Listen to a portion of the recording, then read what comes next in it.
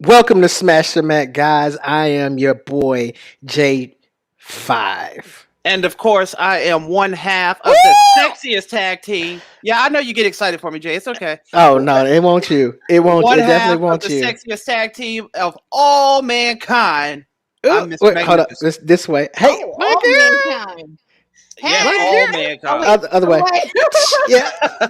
Hey. And What's up? What's up, y'all? What's up? you I, know, I, I you know, started, I started to pull a G Money and go, hey, what's great the state?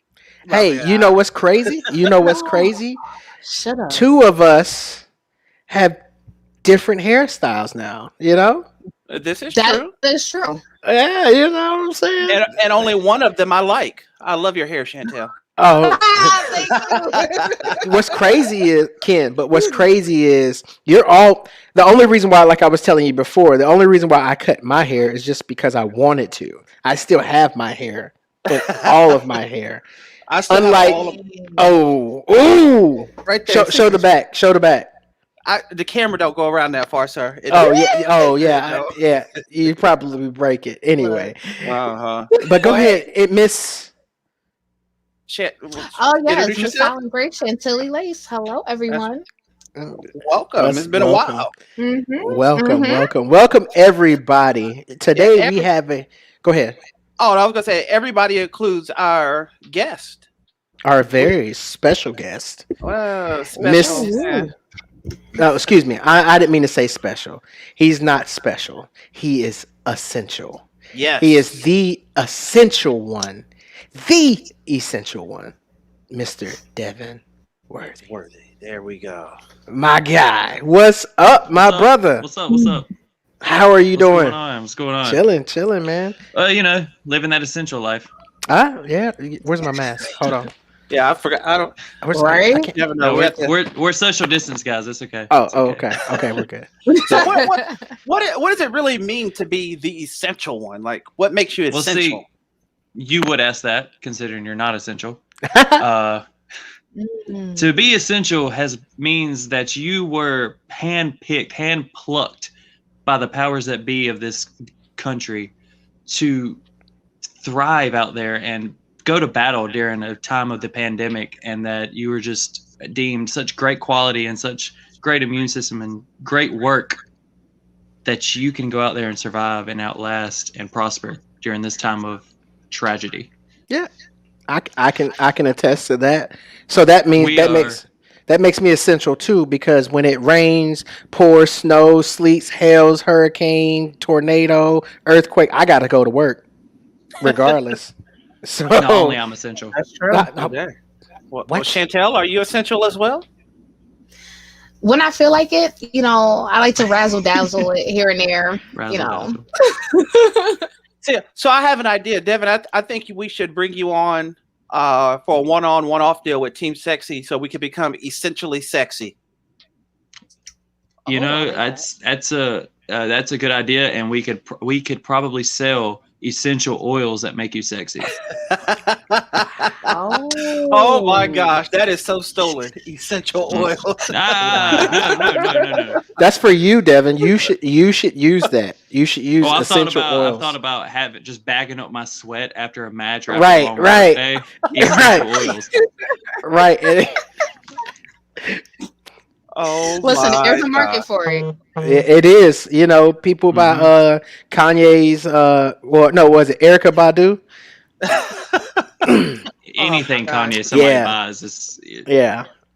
Somehow I'm not surprised. It's sold anything. too. Don't get it wrong. Don't get me wrong. It's sold.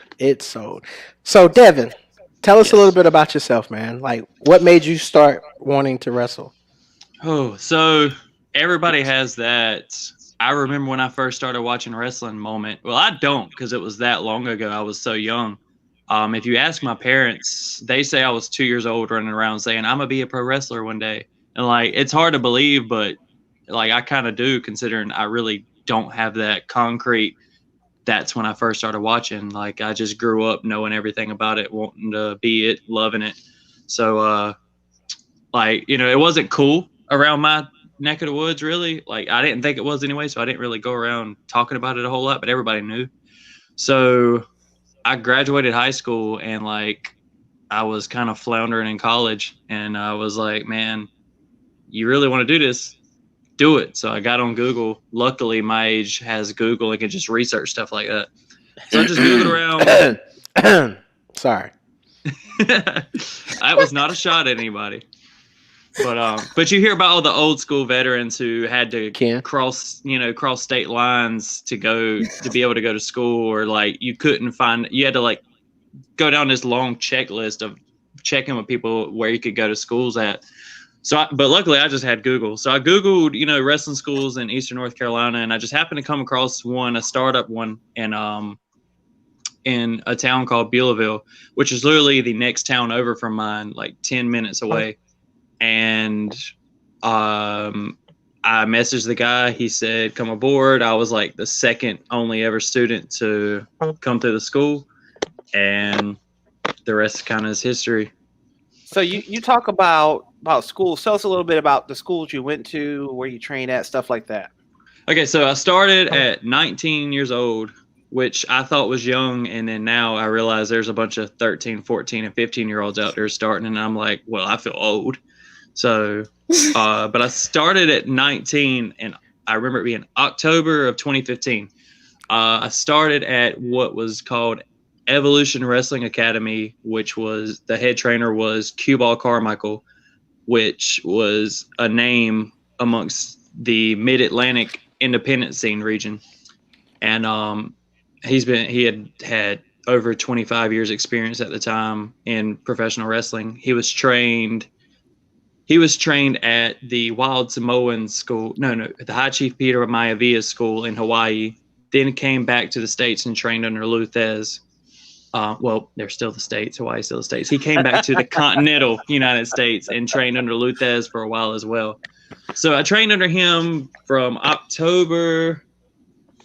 Then June of the following year, I had my very first match. Then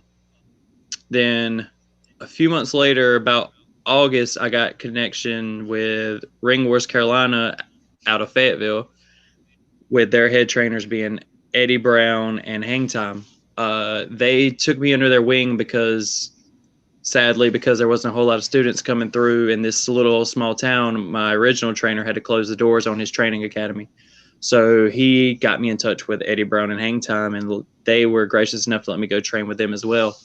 So I trained there, and also had worked the wrestling shows there from, let's say, about August of 2016 till probably summer of 2020, and then made the jump with Hang Time to the 2-6 Wrestling Academy in Fayetteville also.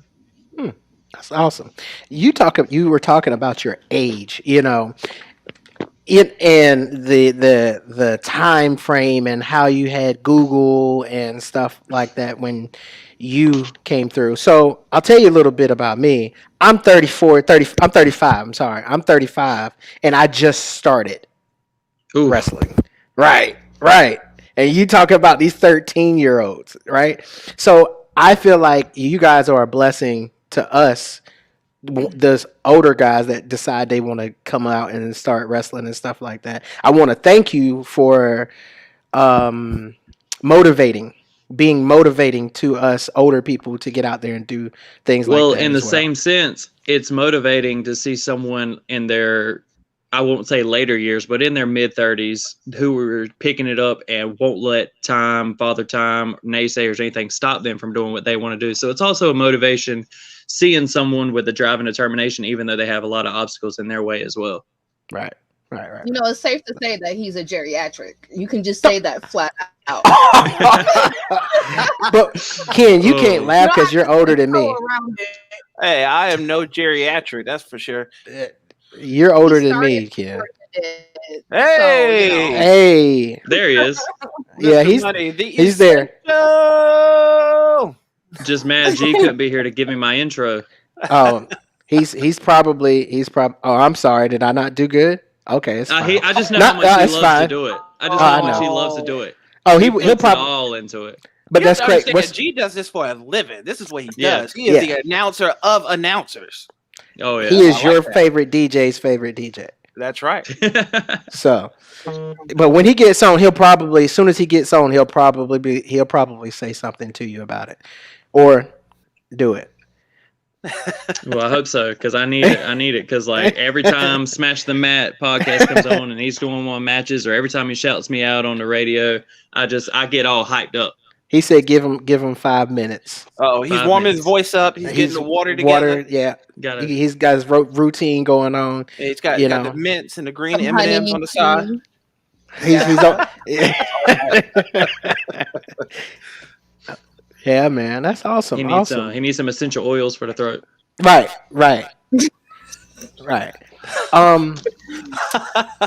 He said that, not me. Oh, you nasty. Now, I do want to talk about. Wait a minute. Oh man. Oh, he just got it. Oh, it's a humorang. Just no. I got it. I got it when you said it. It was just. It's continuous. Go ahead. Don't mind me. Well, Mr. Worthy, you've talked about you being in school and the evolution of your gimmicks. Can you tell us a little bit about this? I mean, this is how I remember seeing you the first time. So hey, Seuss. First of all, I don't mean to offend anybody with this gimmick. Well, to an extent, I did.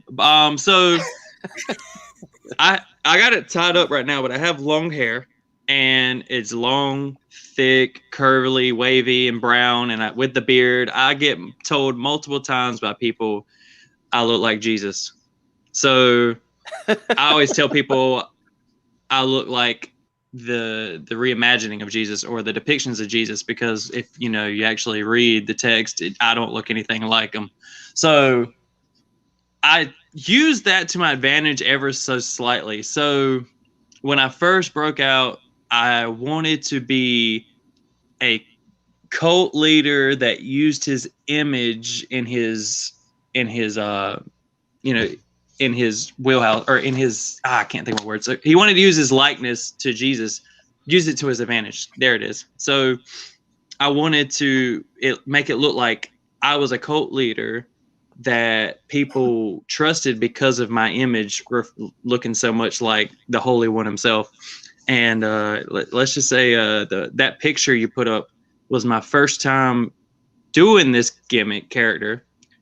I don't know if you remember, Mr. Magnificent, but we were at a church annex. Yes, we were. And that was whenever I first pulled it out. And let's just say there was quite a few people not too pleased in the crowd.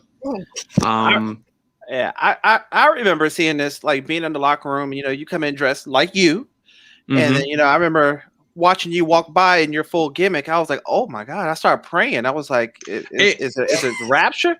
And then I saw what I don't know if you can see this clearly and not on the picture. It's hard to see, but there's actually a cross upside down in the middle of his forehead. All right, I can't say I don't take credit for that, because I still did it. But somebody had the idea. It would really make people mad if you had an upside down cross on your forehead. And I was like, oh yeah, sure, yeah, it'd make people mad. Yeah. No, sir, that's not how you make people mad. That's how you go to hell. Okay. To be fair, that's not even that's not a anti-Christianity thing. That's actually how, if I'm not mistaken, Peter wanted to be crucified because he didn't think he was worthy of being crucified the same way as his Lord and Savior. That is very, very true. Very, very true. The worthy one. Spitting some education and some gospel. Yeah, you got to know for the character. If I really wanted to manipulate some people, you have to know. Yeah, so when people come up and ask you questions and stuff, why would you do that? Blah blah blah blah blah blah blah blah. And you start spitting off some scripture like that, and it really, it's what they call living the gimmick. That's it. How did you feel when you saw Seth Rollins basically taking on that same approach on WWE? I'm glad you asked, because not only have I always been referred to as looking like Jesus, I have never been somewhere that somebody hadn't said, hey, you look like Seth Rollins. Is that Seth Rollins? So the fact that me and him look so much alike, and then 5 years later he ends up doing just about the exact same gimmick, has me very much conflicted in emotion, because one thing is like, well, obviously it was a good enough character that it got on the TV, but at the same time, it's like, my God, if we didn't look enough already, now he's doing the same thing I did. Like it really threw me, but I did enjoy him doing the character, so like I can't be too upset about it. What you don't know is that Devin actually sent him a cease and desist letter in the mail. That's why he no longer does it. Huh. Yes, that's why he stepped away from televisions, because I had to, put a little threat to him. People actually started calling me the Saturday Night Savior. They did. I do remember that. You should run with it. I thought about it, but I thought about it. I mean, it sounds it's dope. I think Seth is going by SmackDown Savior now that he's on SmackDown, so it's like I can't completely. We don't know what he's going to do with everything that is going on, because he's coming back. He's got his little munchkin with him and everything now. You know what I mean? Wow. Ro, Munchkin. I think it's his name. Did you just call the man a munchkin? I couldn't pronounce the kid. I think it's called Ro. I think the baby's called I couldn't Ro. pronounce it when I saw it. Her. It's a girl. I'm sorry. Oh, okay. I think her name is Ro. Wow. It is Ro though, right? And you had so. had the nerve to get on Ken earlier for doing the same thing. Well, you have to understand, Ken can't spell.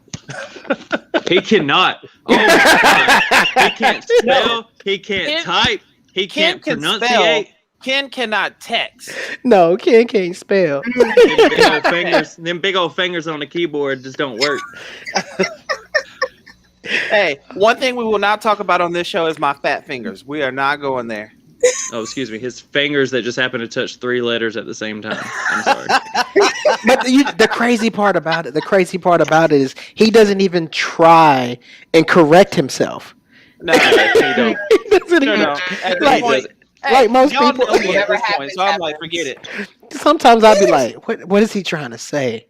Sometimes I look at my text messages after a send. I'm like, what the world did I just say? I have to go back and try to decipher it myself. And just leave it. You have a dictionary. Right. Well, since we're in this mode of explaining things, Mr. Worthy, would you care to explain this? All right. Looks like you were having a pretty good time. So I can't remember the exact month and date, but I think it was beginning of 2020. It was like in the first couple of months. Ring of Honor was still touring, and they came to Concord, North Carolina, and because of a fellow classmate in training school, Flex Simmons, being a part of the dojo, the Ring of Honor dojo, he sent us he invited us to come out, and he had us connected with someone who would have us on the production crew and help set up for production. So we came out and helped set up the production crew and helped set up the ring, and Dalton Castle needed 2 people to play the boys for him, which are the guys who walk out to the ring with him dressed as such, and just it's flamboyant as can be. It's such flamboyance. Me and Joseph Everhart, another guy that we've trained with, we were picked to do it, and I'm telling you, it's a surreal to think about being on Ring of Honor television, whether or not my face was covered or not. It's just like a motivator to see the crowd that was there, the production that goes into it, the talent that's there, and just the quality of matches. So it was surreal being able to be on that stage and be out there in front of a crowd that I've never been in front of before. But to do it in such a costume, you really have to be so free and open-minded. And my goodness. It's the Ascension!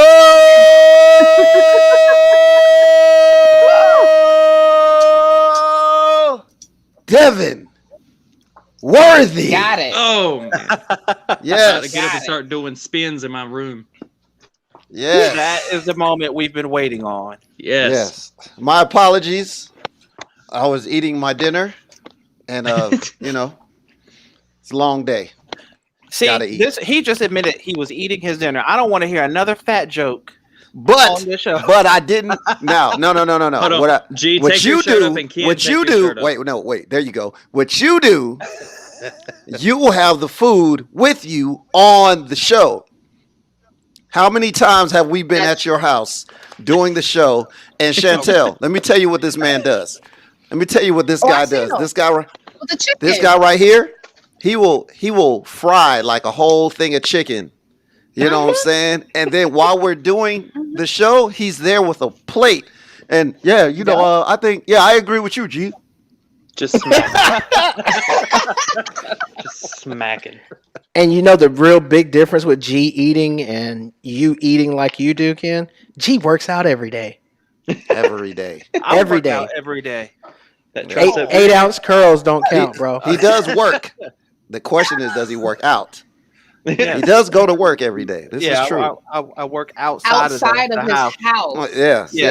There it is. There it is. You know what I'm saying? He goes to the gym. He goes to the gym. He goes to Jim's house. Pawn shop. Jim's pawn shop. Oh no! And I go to church too. Church of chicken. Yeah. Mm-hmm. Yeah. Hallelujah. Hey G, real quick before you jump in here, I don't know if you saw this or not, but there's some stuff that was left over in here from the last show.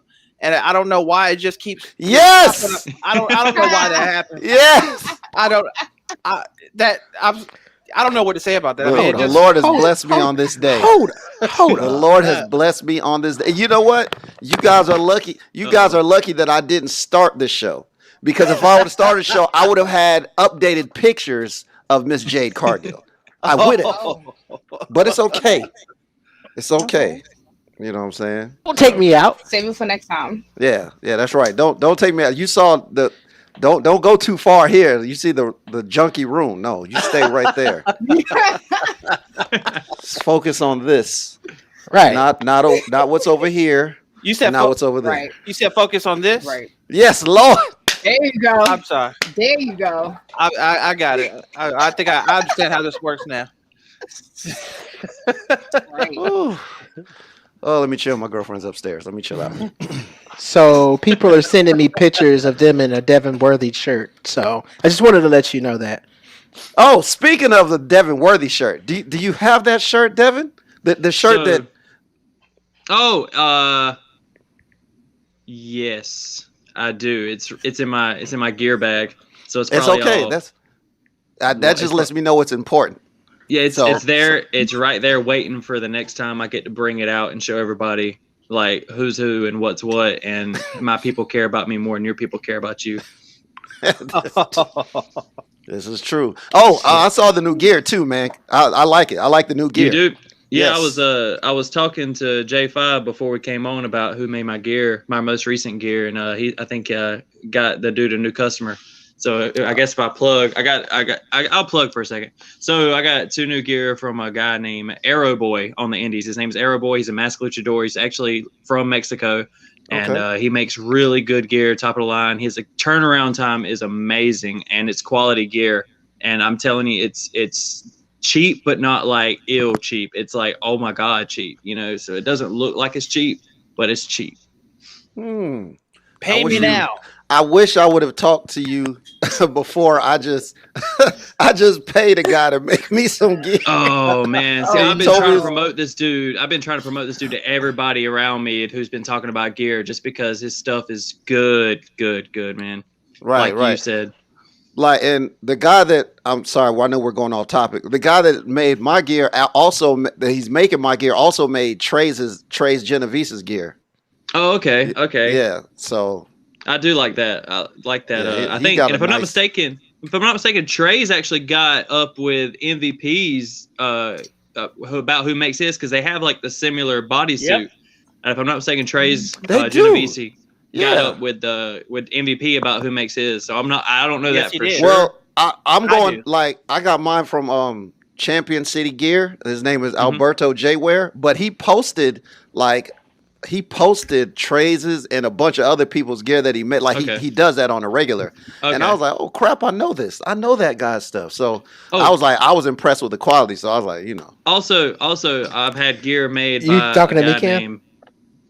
I've had gear made by a man named Anarchy Ash Aubrey. He's made gear for me before, and he's also in the process of making gear for me again. He does really good work, pretty cheap too. He's just really busy, and his excuse for that is don't ever trust a gear maker that's not busy. because that means their work ain't so good. So I was like, you know what, you got me sold right there. But you know what? That brings me to like a question. So I would like everybody actually to give me an answer. How important do you feel like a wrestler's gear is to who they are and their character? Let's start with Ken. Chantel. No, Chantel. Let's start with Ken first. because, like I said, let's start with Ken. But I mean, ladies first. Ladies first. That's what you He's got. Calling, I understand what you're saying. She got it. I understand what you're saying. But we want the real lady. So I think from being on the outside, I think it's extremely important because I feel like it ties everything in together. Because if you're gonna walk around like being a tough guy, I want to see some badass shit. Well, and that's the end of it. All right. Okay. Okay. Now let's go across from here to there. I'm getting the hang of this. So you go. I'm ahead. not. I So know. it's backwards. Sometimes I'll be It's like, backwards. go ahead. Ken. Okay, No. It's back. Yeah. So now we're going to Ken. Yes. There we go. No, I think gear is incredibly important. I mean, if you want to be treated as professional, you have to look the part as well as act the part. And your gear should definitely reflect your gimmick. There are a lot of wrestlers who have gear that it doesn't necessarily match their gimmick. They just go, "Oh, this looks cool, and let's throw this together," and that doesn't work for me. It really doesn't. It has to reflect who you are gimmick-wise. Like your Heinz mustard gimmick gear. Oh God. I don't know what he's talking about. Man, I've please tell me somebody came prepared. I didn't know we were talking about gear. I didn't know we were talking about gear. you know, I don't know what's. You know what? You lucky I don't have. You lucky I don't have it. But what about J5? Well, me being very new to the professional wrestling world, I think gear is important. Like Ken and Chantel was saying, it does definitely. Your gear should definitely match your gimmick or your personality or whatever that you're going to. Because like, there's no point in wearing bright yellow Bailey-ish colors if you're trying to be a badass.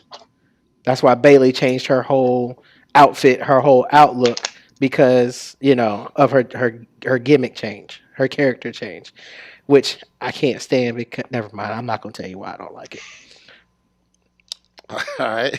What about you, Devin? Like, speak as a worker and as a fan. So when you're a wrestler, the first thing people notice is your music, because that's the first thing they hear, and then you walk out. So the first thing they see, and so when they see you, they're either going to think this guy looks legit or he does not, and I don't care about him. So if you got legit professional looking gear, you can immediately turn people's heads. I know standing backstage in my gear, because of it being professionally made and it fitting my character, people looked at me as just other wrestlers have said that guy could do things strictly because of what he looks like and the gear he's wearing. So people can immediately look professional. It's like showing up to your job interview very well dressed. You have a better chance of getting the job. So like very flashy gear is really it's like the Young Bucks with all their flashy gear and their tassels on their boots gets people's attention. That could be a good thing. But gear also doesn't have to be important. If you think about Stone Cold Steve Austin and Goldberg, they literally just wore black trunks. Right. And they said, I'm not going to be popular because of my gear. I'm going to be popular because of me and what I do in that ring. So it's a double-edged sword where your gear can make you very popular, but it can take away from who you are as a performer in the ring, whereas your gear doesn't have to be anything. It can look bland, but you can overcome that in the ring. So it's all about you and your style, actually, and who you are as a performer. I personally own these independent shows right now when you don't have a whole lot of time to impress fans that haven't seen you before and they don't have a whole lot of time to get invested in you. Pizzazz them, get their attention. almost like, make like a horn out of a drill or something and come out and just start spraying that horn. Oh, why are you laughing, Mr. Magnificent? No, is that because you're absolutely right. You are absolutely that's right. That's your thing. That's your thing. Yes, it is. So getting the crowd's attention, you can get that through gear, you can get that through your music, but ultimately your performance in the ring is what's going to tell. But gear always helps. Gear does help.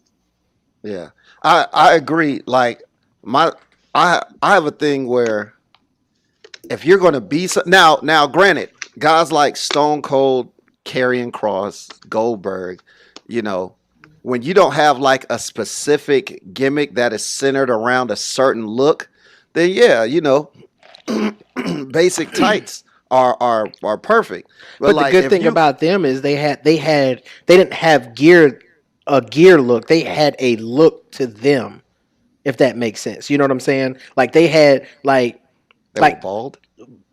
Not necessarily. No, bald. I'm just joking. Continue. Not necessarily bald. Which is J5 trying to jump on that train. He thinks just because you're bald, you look like a badass now. So. Right. You know what I'm saying? Hey, it could. Nah, I'm just kidding. But and to be fair, Stone Cold and Goldberg, they had a lot of flack for not having specific gear and just coming out in black. Like it was looked at as a bad thing. And that was Stone Cold's whole point. He's like, I'm gonna come out in black trunks, black boots, and I'm gonna prove to everybody I can still be anything without all the flashiness. Right. But in a way, it also still fit their personality. It was their look, their actual look to them, and not just their gear. You know what I'm saying? Who they were as a person. You know what I'm saying? So I get that. Like things that throw me off about people in their gear. Like let's say somebody's gimmick is Kraven the Hunter. Kraven the Hunter from Spider-Man. He's a jungle guy that hunts animals, right? So when you see him in the comics and stuff, he's dressed like a hunter. So if your gimmick is like some kind of a hunter, you know what I'm saying? You should have something that looks like you hunt. You shouldn't same thing with like Sergeant Slaughter. Right, exactly. Like you can't have a military gimmick and then you come out in like jorts. You know what I'm saying? Like jean shorts and a tank top. Like, and then you're like, I'm Sergeant, whatever. You're like, how? You know what I'm saying? Like no camouflage, no BDUs, no, you ain't got none of that. Like, that's I want to make specific examples, but I'm not going to do that because I don't want to put nobody on blast. But yes, I think you should. I dare you. No, I'm not going to do it. I'm not going to do it. But like you said, if it's important to the gimmick, then it's important. But don't let your gear define you, so to speak. Yeah. Right. Let it be like a little bonus, like a little seasoning on who you are. Little razzle dazzle. Little. Damn it! Here we go again. Don't know which way to look. Good Lord. So I seen like the last couple minutes before I got in here. Did you guys ask him who he used to watch as when he was coming up? We did not. I was going to, but Ken kept eating all the questions and stuff, thinking But go ahead. You disappeared for a minute, Jay. Yeah, I had to go take care of my child who fell off the bed. Again? No. She was still crying. Come on! I put the gate up. Right. But Devin. Oh, yeah. Who? No, I was about to answer it. Are you? Yeah. Okay. We were paused. We were really paused for that. So who did I watch whenever I was younger? So like I was telling him before you jumped on, I don't have a concrete moment of when I first started watching wrestling because it's just always been a part of my life. So, but the biggest influences to me growing up were the Hardy Boys. And I don't know if to y'all who know me, I don't know if that's obvious or not. But, the two guys from a little small town in North Carolina, who doesn't relate to that around here. And, right. But it was mainly Jeff. It was mainly Jeff Hardy, just like everybody else. Like he just has that strange, look about him. Yeah. it's just he has a drawing factor, which is what they call the it factor. I mean, you see this guy and you want to be friends with him. Like that gets tossed around all the time that people have an it factor, and Jeff had it. Like it was something about it was a little bit of him, his extreme style of wrestling, but I think a lot of it had to do with the fact that he was somebody I kind of wanted to be, as far as like I felt a little bit more on that punk rocky side growing up, but I could never like express it because I was from a very rural town that like kind of frowned upon I guess alternative style people. Right. So like he would come out with all the art, just all the artisticness about him, like and he had his fingernails painted and he would draw all over himself, and he just had such a just go with the flow. It just, and so laid back feeling. It was just something about him was very intriguing, to where like every time I was on the trampoline, I was Jeff Hardy doing swanton bombs and whispering the winds and stuff. I could dig that, because you see Jeff Hardy, and Jeff Hardy is unapologetically himself. You know what I'm saying? Like everything about him is he does everything the way he wants to do it. No matter if it looks crazy to somebody else, it doesn't matter. Like, I'm going to dye my hair all these colors. I'm piercing everything. You know what I'm saying? So I can understand that. Like I said, I was able to live through him in a way, because like I always wanted to go and dye my hair. I wanted to grow my hair out. I wanted to of course I wanted to be a wrestler, so that was another thing. He was signed whenever he was like 19 or 18 years old, and that was always my dream. I wanted to be in professional wrestling whenever I was 19 because of him, and it was just everything that I wanted to dress like the Hardy Boys. I just never felt comfortable enough to do it. So I saw them, I was like, oh man, they're me. They're who I want to be. So now let's talk about. I'm sorry. Oh, you said it's never too late. Never too late. Let's talk about how much of an influence somebody such as myself was on your career, and how much you looked up to me. Well, as you were coming up in the ranks. When I first broke in and started wrestling around Ring Wars Carolina, I was very heavily influenced on not wearing a onesie in a wrestling match, and because of how hot it looked. And that was the biggest influence.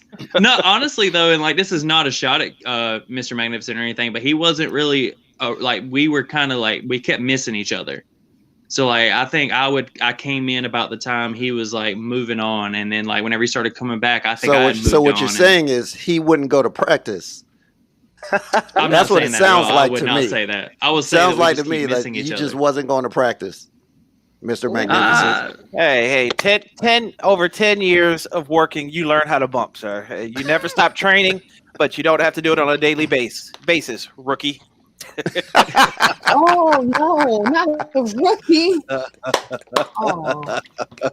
Hey, that rookie's showing out. I'll just give you that. The rookie is showing out. You know what? I'm 100% going to agree with you on that. The unofficial third member of Team Sexy. Yes, look, it's going to happen one day. Yes, I don't know when. I don't know where. But at some show, Sweet Daddy D and Mr. Magnificent are going to come out, and they're going to be followed by Soup Cooler Jones. That's right. You know what? I'm gonna go ahead and look. I'm coming out there. I have a Jerry curl wig. I'm putting the wig on. I'm gonna have some activator, and you know what I'm saying. I'm gonna come out and you know what I'm saying. Soup Cooler.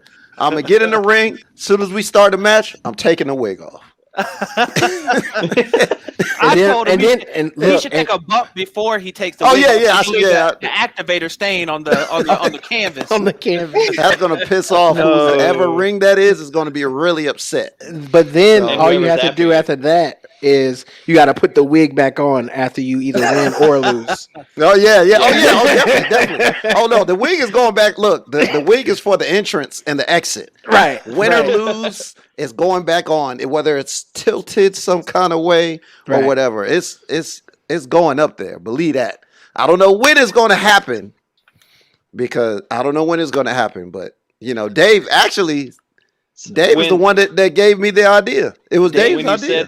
When you said the Jerry curl, I immediately imagined Eddie Murphy's brother. I can't remember his name right now. Charlie Murphy. Charlie Murphy. That's immediately who I thought of, like with the glasses and the Jerry curl, and I was like, oh god. What did the 5 fingers say to the face? Slap. But no, I thought I had it in here. I was about to say. Mr. Magnificent would be a good influence if I was ever really around him, because we talk junk to Mr. Magnificent, but he has been around a lot longer than all of us, and can always learn something from somebody who's been around, especially a tag team specialist. Tag team art is really hard to master, but when you do, it is so beautiful. So whenever somebody can master it and can pass it on to other people, that is something that I really would enjoy to be under that learning tree. That is definitely a lost art. You talk about a learning tree, man.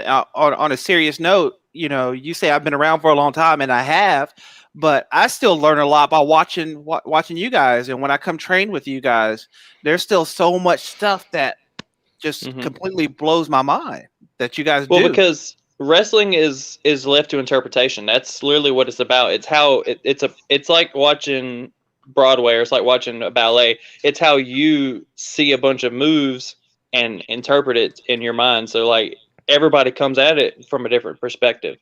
So you may come at it from being in the business for over 10 years, and I come at it being fresh, but I look at it in a different way because I'm not adjusted in my viewpoint. And it's just, everybody has a different take on wrestling, that you can't just immediately rule somebody out. And it's just, but that's what keeps it going. It's just, but that's also how you reach all audiences, because not everybody's going to think about wrestling the same way Mr. Magnificent or how Devin Worth thinks about it. Right. So you got to see everybody else's viewpoint. That's very true. So, and you and I were trained by pretty much the same people, but in different, I guess, for lack of a better term, decades. At different times. So the style long time ago. The style in which we wrestle is completely different. Yes. Yeah. But see too, I was brought up through the ranks, still learning a lot of old school style of wrestling. So it's funny because I'm, I guess, technically part of this new generation, and I hate the constant choreographed flippy shit. Oh yeah, no, sorry, I was reading what Matthew said. But yeah, I hate the choreographed flippity flop with no psychology, no storytelling to it. I understand it has its place, but it's not something I enjoy unless like I go to the circus. But I didn't go to the circus. I went to watch a story being told, and like so that's where like I'm a little bit different than this newer generation, where I'd rather storytell than I would. Now, don't get me wrong, as some of you have seen a few times, I can do some of the flippy stuff.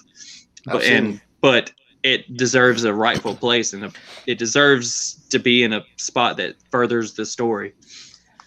So how long have you been active now?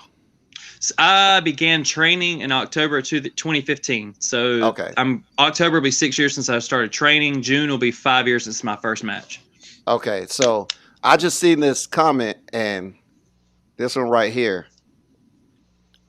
Tips for up and comers in this biz. Now, you two guys are clearly the most experienced here because Mr. J5 and myself, like J5, you're what, like not even 4 months in? Less than what I started in October. Matter of fact, mid-October is like the 15th or so was my first. Oh, that's when I started training. And me, 2020 though. And I started training. I started during the pandemic. Yeah, I started. Which is not a bad time. Was it last August or last? No, it was August or. Hold up, September of 2019. It was 2019. I think it was August. August, because that's when I left. Because I left in August. I left in August. I think in August is about the time I came back, and you were just about starting. So right. Okay. So do you guys have any tips for up and comers trying to get into the business? I could tell you straight. I could give you one off top. Be coachable. Yes. Be coachable and be patient. Ding ding ding. Yes, and be humble. I don't care how long you've been wrestling. I don't care where you've been, TNA, WWE. We all end up in the same place. So definitely be humble. Um,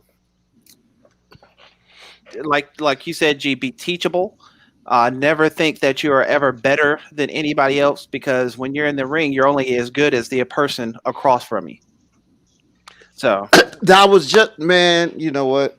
And Mine. the one thing that I keep hearing, like I said, I'm only a couple months into this, and I still haven't had my first match and everything. The biggest things is, well, two of the biggest things is, one, slow down and know your basics.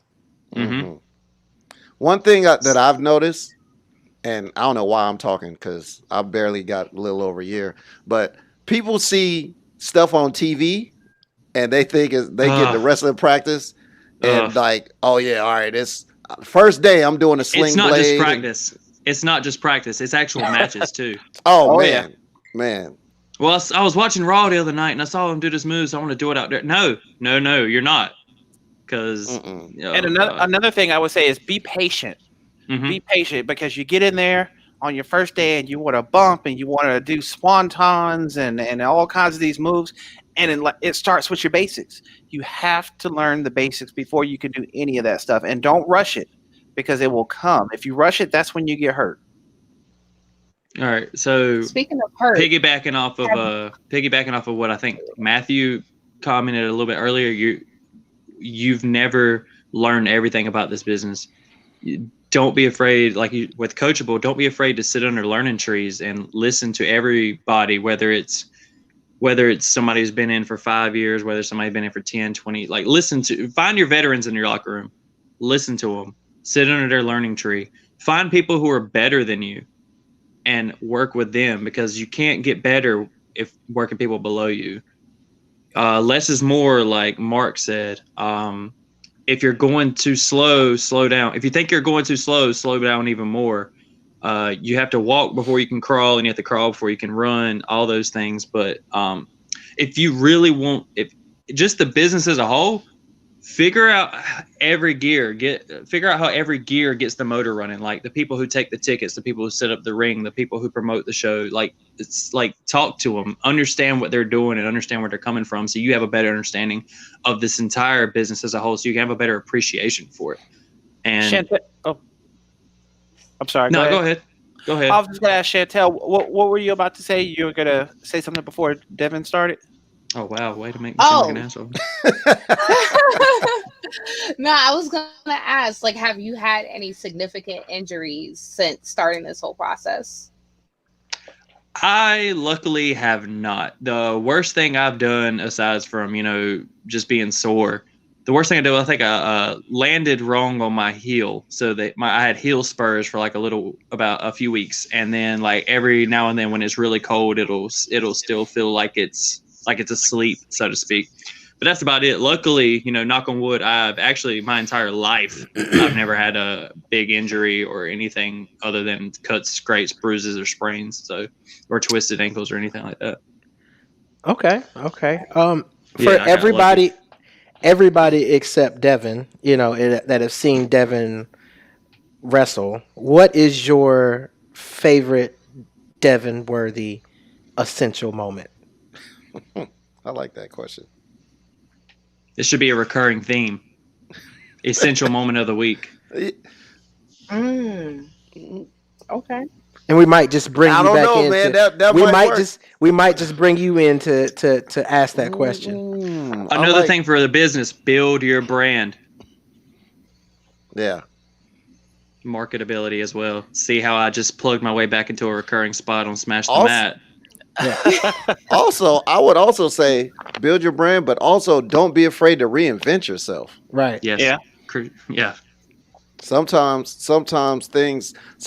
gimmicks and things have a shelf life. Mm-hmm. And sometimes you don't even realize it until you're doing it.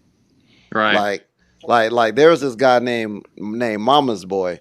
I was getting ready to say the same thing. Y'all know that guy? Yeah.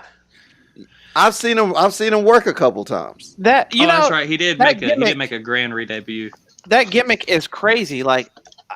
on a personal level, it's kind of bittersweet because it's what I started with, and it's a gimmick that I enjoy doing. But like G said, how long can I really do that? I did that gimmick for a good 10 years. About a month into the summer. Yeah, I was I was ready to move on and do other things, which is why I started doing Team Sexy with Dave. You know, and I don't know, it's a tough situation. He went from mama's boy to mama's man. Dang on right. But whenever you start to feel stale, imagine what the crowd thinks. But the crazy thing is, the reason why I bring it back is because I get asked from the crowd. Mm-hmm. You know, aside from various promoters and stuff who ask me to do it, I'll get emails or get stopped at a show. Hey, aren't you Mama's Boy? When we gonna see Mama's Boy? That kind of thing. So it's I love it and I hate it at the same time. Right. Chantel, have you ever seen Mama's Boy in action? I have not, but now you have to graduate to like Mr. Still Your Mama. That's the only way. Right. Like bridge that gap. Mr. Still Your Mama. Yep, that's how you're gonna have to bridge that gap. Underdog, put that on a t-shirt. Oh, wait a look. I got it. I got another idea for my heel turn. Oh, Mr. Still Your Mama. So, hey, Chantel said you have to split that. Not with your girl, your mama. Don't let Mama's Boy. But you know what? But you know what? There's already we can be a tag team, G, and I'll take the aunties. But you know what? There's already a guy right now. There's a mother lover Jake Tucker. Yes, mother lover Jake Tucker. Oh, and that he's awesome too. And matter of fact, him and his partner, I can't remember. I forgot what his name was, but they're the Brothers of Seduction. There and like it's good. Team Sexy versus the Brothers of Seduction. Book it. And Jake Tucker was that match. He was trained by Dr. Tom and sure was Kane. Sure was. So he's got talent. Oh yeah, absolutely. So don't let Mama's Boy take away from the fact that y'all were putting me over just a second ago with the favorite essential moment. Oh yeah. Did nobody answered. Nobody. Y'all just completely. Y'all trying to let me down easy is what y'all were trying to do. Don't know how to have a favorite moment. It's cool. No. He came back. Oh yeah, you're right. What is your What is your favorite essential moment? What has been everybody except Devin? For those who have seen Devin wrestle. What has been your favorite essential moment? Oh, I could tell you straight up. I could tell you the mine. end of the match when you didn't have to watch me anymore. Nah, it was in RWC, and you were facing. I think you was facing the Caribbean Tiger, but you were wearing the fancy Crayola outfit. Yeah, and like so. He thought you was a joke, and then you hit the move, you beat him, and then when you took off the joint, and the crowd just, it's Devin Worthy. Yeah, you won. Was that the same night? You won the belt that night too. Yeah, it was Homecoming 2019. I had been gone for a year from RWC because of personal stuff after a hurricane came through the eastern side of North Carolina. Yep. So I had come back about August and started secretly training again to get back in ring shape, which luckily, surprisingly, I didn't have hardly any ring rust. So that was like a saving grace because it could have been longer than a few months before I got back into a wrestling ring. But I came back as the Fancy Crayos, which is basically, for those of you who don't know, it's an entire bodysuit, not a onesie, not a furry, fuzzy onesie, but it's an entire bodysuit that covers your entire face and everything. It's not just like a mask. It's literally just and they're dancing. They just love to dance. He looks like to put you in the idea, he looked like a putty from Power Rangers. Yes. Yes. It was like a putty. One of them. Except he had a tuxedo. Yeah, I was fancy. I was just a fancy he was fancy. I had a little printed on bow tie and everything. So, but their character is that they just dance around. That's all they do is dance and have fun. So, I mean, I feel like I play that pretty well. But Caribbean Tiger issued an open challenge, and I came out in the suit, and he took it lightly because it was just a Crayos. And I ended up hitting him with the Wipeout, which is basically a leaping famouser from behind, basically, which is basically just a leg drop like a leapfrog. It's like I look like I leapfrog them, but instead of clearing them, I put my leg on the back of their head and then drive them face first into the mat using my essential wagon. Essential wagon. So yeah, he took it lightly. I won the match, which was for the Ring Wars Carolina Junior Heavyweight Championship. Everybody was like, kind of, there it is. Yep, that was the same night. Oh, wow. Yeah, and what caught everybody by surprise is that I had cut my hair a little while before that, so not a whole lot of people realized it was me until I turned around and had the T-shirt on. That's kind of why I had the T-shirt on up under, because I was scared they wouldn't know who I was. But I unmasked for G, and I want to say Mr. Magnificent was there as well doing commentary. I unmasked for both of them first so they could see me and so the camera could see me, and then I turned around and let the crowd see me because they hadn't seen me in a year, and I had just happened to win a belt my first night back. So that's awesome. How did you feel hearing everybody's reaction when you came back?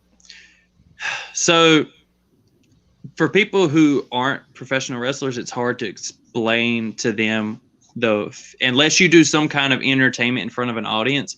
It's hard to describe that feeling of having a crowd cheer for you, chant your name. Like, I can thinking back to when the crowd was chanting "worthy," and I'll get chills running up and down my spine. It's it really is like a high release, and it's like a fix almost. Like, you get out there and you need to feel that crowd, which is why a lot of people were taking it really harshly during this pandemic, because you can't get your quote unquote fix anymore.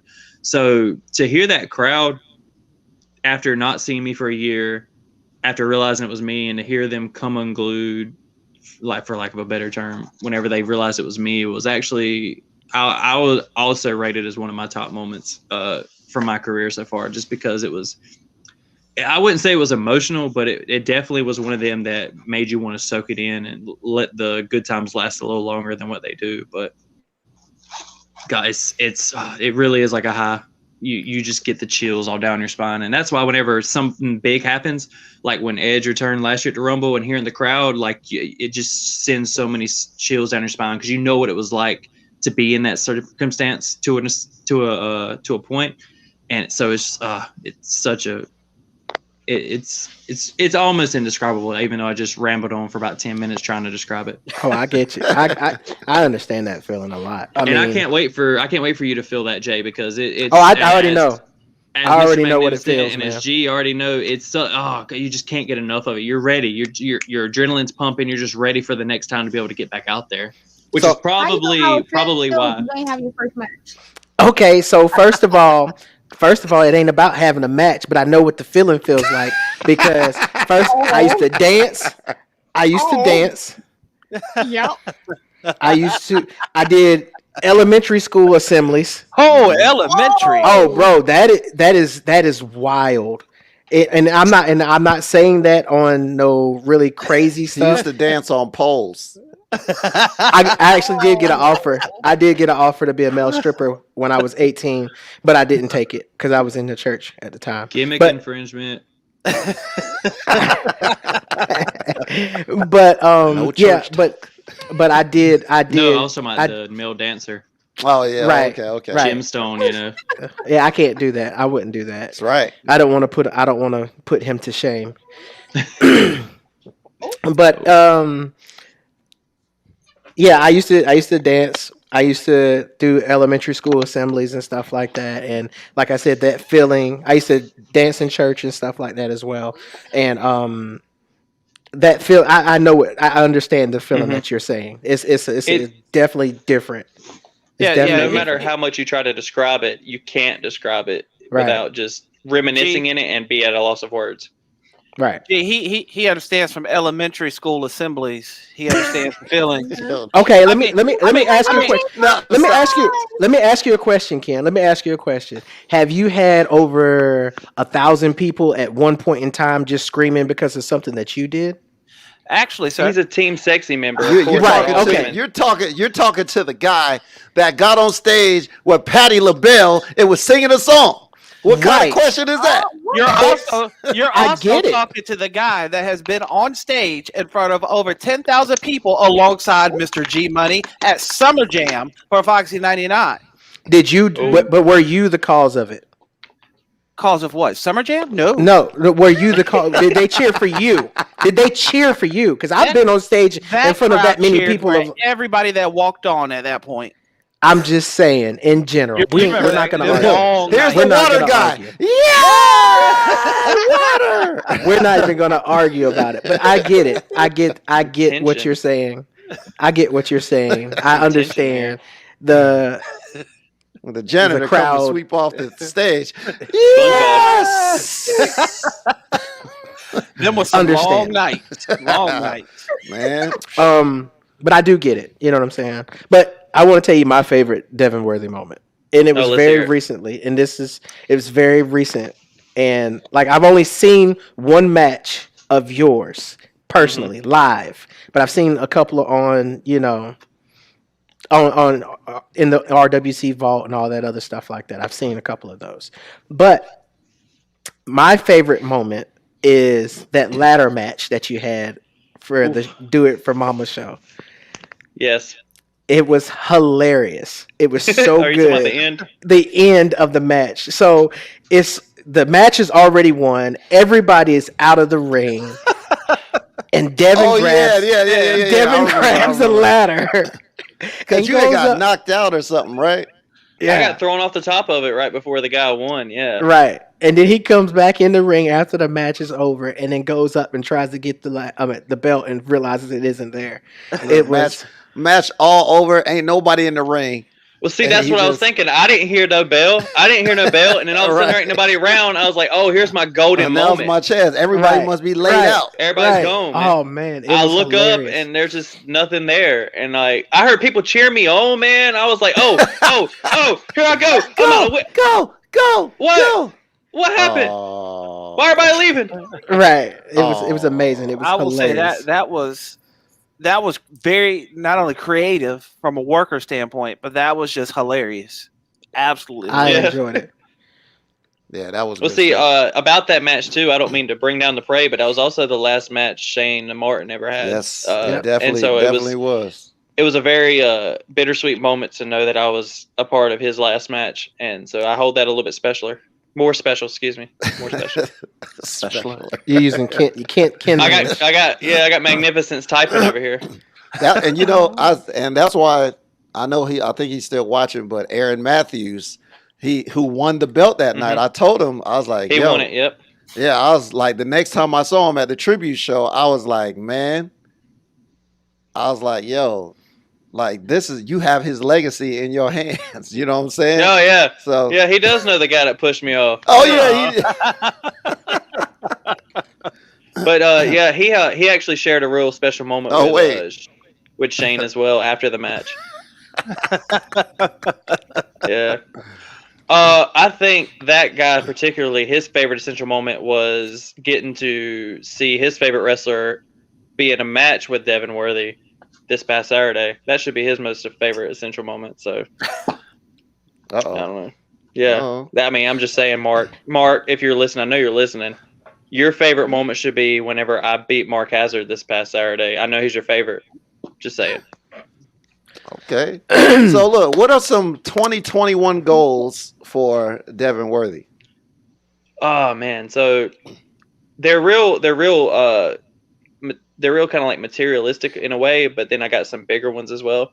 So I remember about December, I think it was, everybody was putting on Facebook their top 5 guys that they wanted to, or women, excuse me, top 5 guys, men or women, that they wanted to have a match with the next year.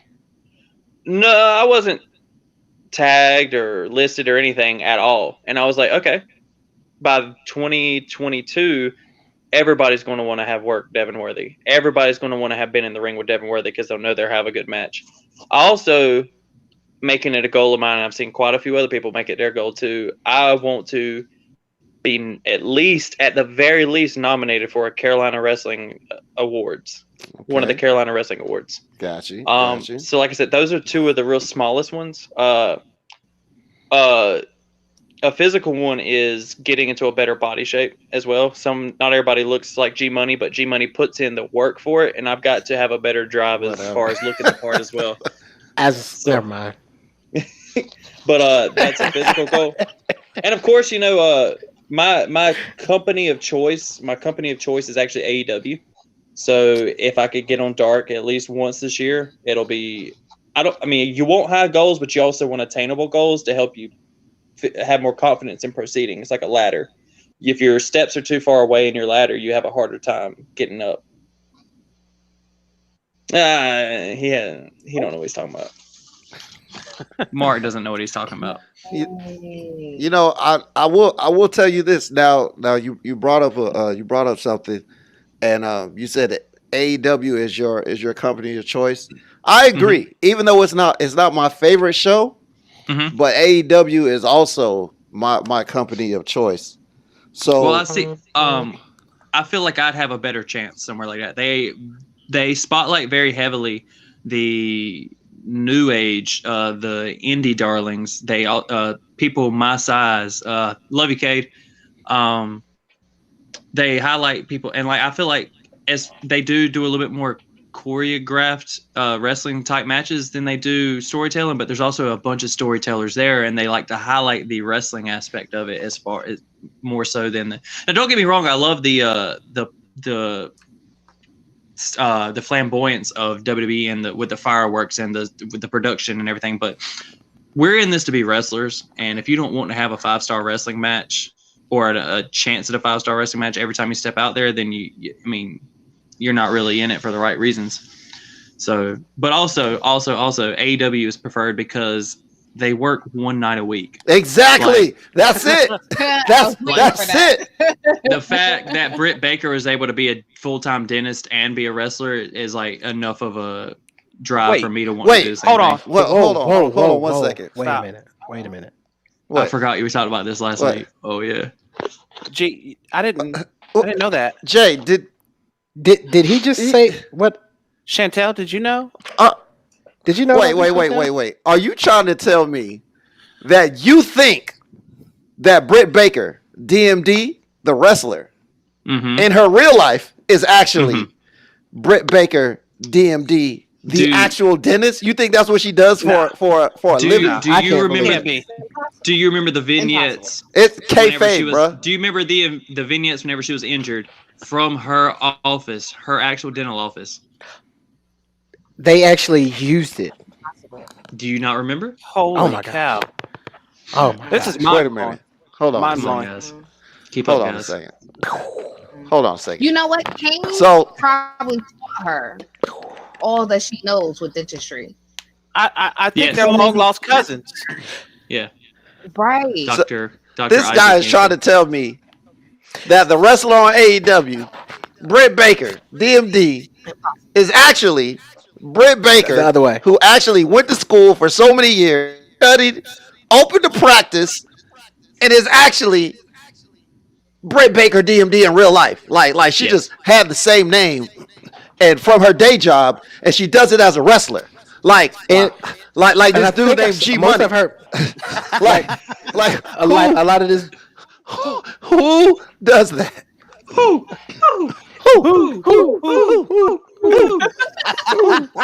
Marks. And a lot of her moves are named after dentist stuff. I don't know if you knew this, but she's also Adam Curl's girlfriend. Yeah. She's Adam Curl's girlfriend, and they announced that at a takeover. So no. Yes. No, that can't be. Yes. You're not allowed to fraternize with the other competition like that. That can't not at all. Like Cedric Alexander and every night. Big Swole. Oh, no. I forgot about those. Yeah. No. Blasphemy. Peyton Royce and Sean Spears. What? I don't. What? That can't be a what thing. Is this? Sean Spears and Tyler Breeze actually have a wrestling school together, and they're from two different companies. I cannot believe it. How dare they? He's gonna sit there and tell us that Tyler Breeze and Sean Spears have a school called Flatbacks in Florida. You think? Are you? You gotta dive into the deep dark web and dirt sheets to find this stuff, guys. My God. Oh my gosh. I'm glad you're here. Who's really the mark here? That's what I want to know. Who's really the mark here? Mark Magnificent. I feel cheated. I had no idea. Oh man. Well, you know what? I just saw this question. And I know that this is to you, Mr. Worthy. Would you share the ring with the biggest of the tats? The biggest of the tats. The biggest of the tats. Big tat. I would. There's not many people I would not share the ring with. I know a couple. But no, anytime you get a different clash of styles, anytime you get a different clash of styles, it's a very interesting matchup. So him being a bigger brawler type guy, and me being a smaller, more on the technical side, more on a little bit of high flying side, it always makes for a must see matchup. And Big Tat's actually a guy who wants it. He wants to be better. He strives to be better. And I think with the right people in the ring with him, he could be better. And he could also, and I mean that he could be better in the ring, and he could also be better in life as well. Because as the four of us know, wrestling is an escape from real world. Yes. It can be a very big escape from the real world. So if you were doing all it takes is one big moment in wrestling to kind of shake things up in your real life as well, and kind of prosper or cause you to prosper in life as well. So like, I know Big Tat behind the scenes might be going through a few things, and I'm not going to dive into them, but I feel like if he gets to know the right person, if that's me, I would love for it to be me. It could actually turn things around for him, and in life and in wrestling. So I would love to share the ring with Big Tat. Well, let's just be realistic about the situation about Big Tat. I'm going to call him out by his real name, Justin. Sir, your career is not going to go anywhere. It's not going to take off until you step in the ring with Mr. Magnificent. That is just. I mean, it's just a proven fact. It is just a proven fact. I hate to do that. I hate to break kayfabe, so to speak. You know, Justin, Big Tat. If you want to go somewhere in life, step in the ring with this guy. Trying so hard to get on the show. To the appointment line? Book it. Oh, wait a minute.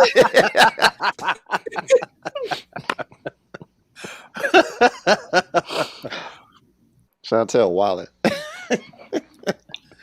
Yes, Cade. Yes, Cade. Oh, everybody wants to see it. Hey, told you. Oh, Mark man. I don't know if they're equals money. I don't know if they're saying book it for you or book it for me. I don't know. Both. We're just going All I know is something just needs to get booked. Just book everything. Book all the matches. You know what? Just to be safe, do 1 week Big Tat and Devin Worthy. Then the following show you do Big Tat, Mr. Magnificent. There you go. There you go. And then let it lead up to a triple. Or out there, the story writes itself. It writes itself. Bam. Right there. It just writes itself. Thanks, Kat. You know what I'm saying? So since we're talking about bookings and everything, we have a really big pay-per-view on TV coming up. Segue. I love it. Ah, Hey. You know. Magnificent gonna lose his job. So tell me, if you could enter into the Royal Rumble, what number would you choose? 30. I mean, yeah, you want to come in 30 from a statistical standpoint, but the same people who have won from number 30 or the same number of people have won from 30 that they have number 1 and number 2. So it doesn't always pan out for you. Personally, from a performer standpoint, you want to perform. So to perform, you have to be in there for a long time. So I'd want to be in the top 10 and have a good lengthy run, actually. I just said 30 just because. But I would probably personally would want to come in at like 22, 21, 22. You know what I'm saying? Just to make sure that I'm stretched out enough to, get in there and do whatever I need to do. Oh, so you want that time to get stretched out. You want 21 people ahead of you so you can stretch out. Mm-hmm. I'm old, remember? 35? Oh, yeah. It takes time. It takes time to get these old bones going and everything like that. These muscles and stuff. G. What about you? What number you? Yeah. 27. That's the lucky number. That's the That's most wins, right. ain't it? That's right. 27. No questions asked. Give me the number with the most wins. That's G what I come out want. just wrecking everybody. That's it. With that You know what I'm tricep. saying? Let there be like 8 or 9 people left. You know That what I'm tricep saying? meat. And we get it Knocking them popping. all out. I would say like number 20, just because I want to be in there for a little while, but I don't want to be in there all night either. Right. See, I could see Mr. Magnificent coming out 1 or 2 just so you could get that big entrance, Right. Oh well, yeah. like Shawn Michaels did that year. He'll come out 1. Number 2 comes out and then throws him out. Yeah. Right. Oh, there goes my number night three concession comes stand. My confetti hasn't even hit the floor yet, and I'm already out of the match. Right in the catering. But yeah. I've always wanted And he wouldn't even be mad. It's just you got my check, you got my food. I'm good. Yeah, Just strutting right back on out. exactly. Same way you came in. like who was it? Was it the Bushwhacker? Yep. Yes. Yeah. Walk in like that. Walk out 2 like seconds. 2 seconds in the match. that. Exactly. All facts. But All facts, yo. So Mr. Worthy, since you are essential, let's get your essential opinion on some of the matches that are on the card for the Royal Rumble. And I am writing these down because eventually we're gonna get a belt, and this is what's gonna happen. You know, the winner gets to hold the belt for the month, and then Me? wait a minute. Oh, Wait a minute. Wait a minute. oh, She did win. She did win the last time. She did win the last. She she's did. gonna have to get that. She did. Get that. She belt would made out actually of lace. she would probably have it for 2 months now. Actually, we Get tied that the belt first made out of month. lace. We tied November. She won December. Yeah, whatever. We're got to come up with a tiebreaker. Mhm. But let's talk about Right. the card. We got Asuka and Charlotte versus Shayna Baszler and Nia Jax. Tag. Okay. In this tag match. Are you asking for predictions or just comments on the yeah. match Predictions. itself? Yes, predictions. Predictions. You see, you want to say that they're going to get the belts off of Asuka and Charlotte just so that they can go do their own thing for WrestleMania time. But I also feel like it should be time for Shayna Baszler's singles run. And as much as they push Nia Jax, it's her singles run that they always look for as well. But they're probably going to keep it on Charlotte and Asuka this time, but they'll probably lose it before WrestleMania. And when they lose it, it'll probably be because of Lacey Evans. Okay. That's what they say. The writing's on the wall. Okay, You know, Ken. I'm actually going to go kind of the opposite of that. I think Nia and Shayna Baszler are going to win. Asuka and Charlotte, they're both, pretty successful in their own right. They don't necessarily need each other. Not saying They that don't. Shayna Baszler and Nia Jax need each other, but let's face it, by themselves, they're not really doing much.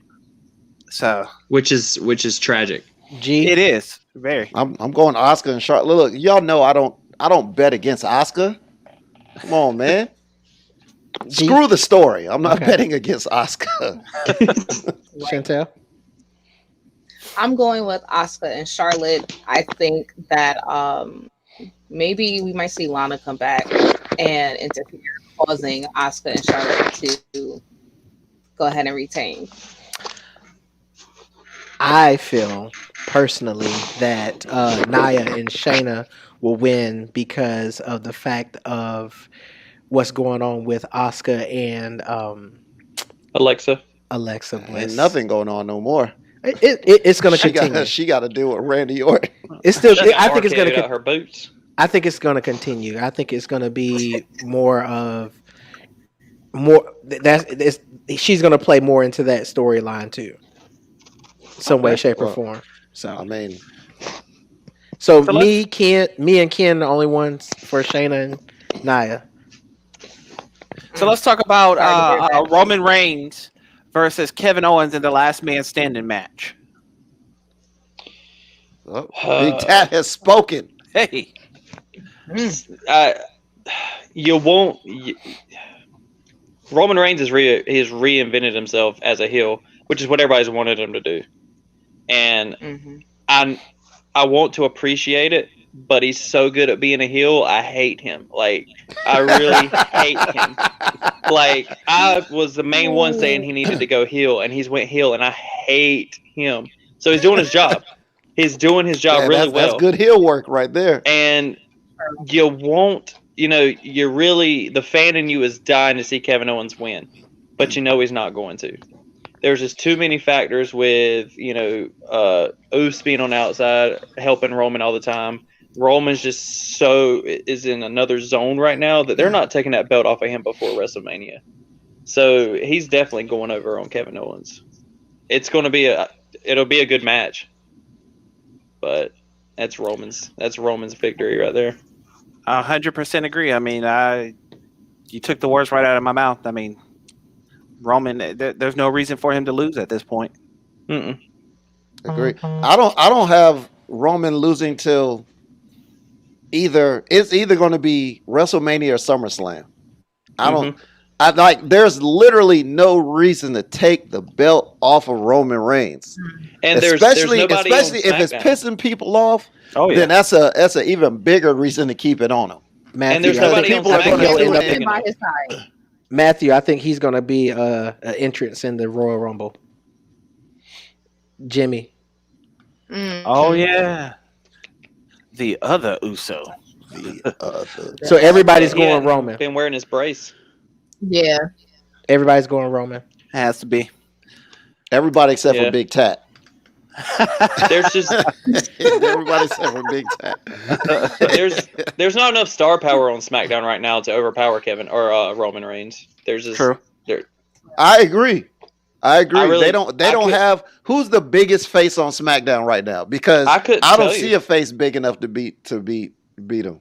They're trying to push Big E in that spot, but he's got the Intercontinental belt, and he's going to run with that for a little while. He's going to be dealing with Apollo and Sammy for a little while. So. And Seth Rollins is coming back. Oh Lord! You got to think Rollins is coming back. He might come back as a face. Nah. He might come back as a face. Nah, he was running. That was gold. His gimmick was gold. Like, he was running wild with that. But they don't have a legit face. They don't. That's the thing. So the next match that's up, I don't even really feel the need to mention it, but hey, it's on the card. Drew McIntyre versus Goldberg.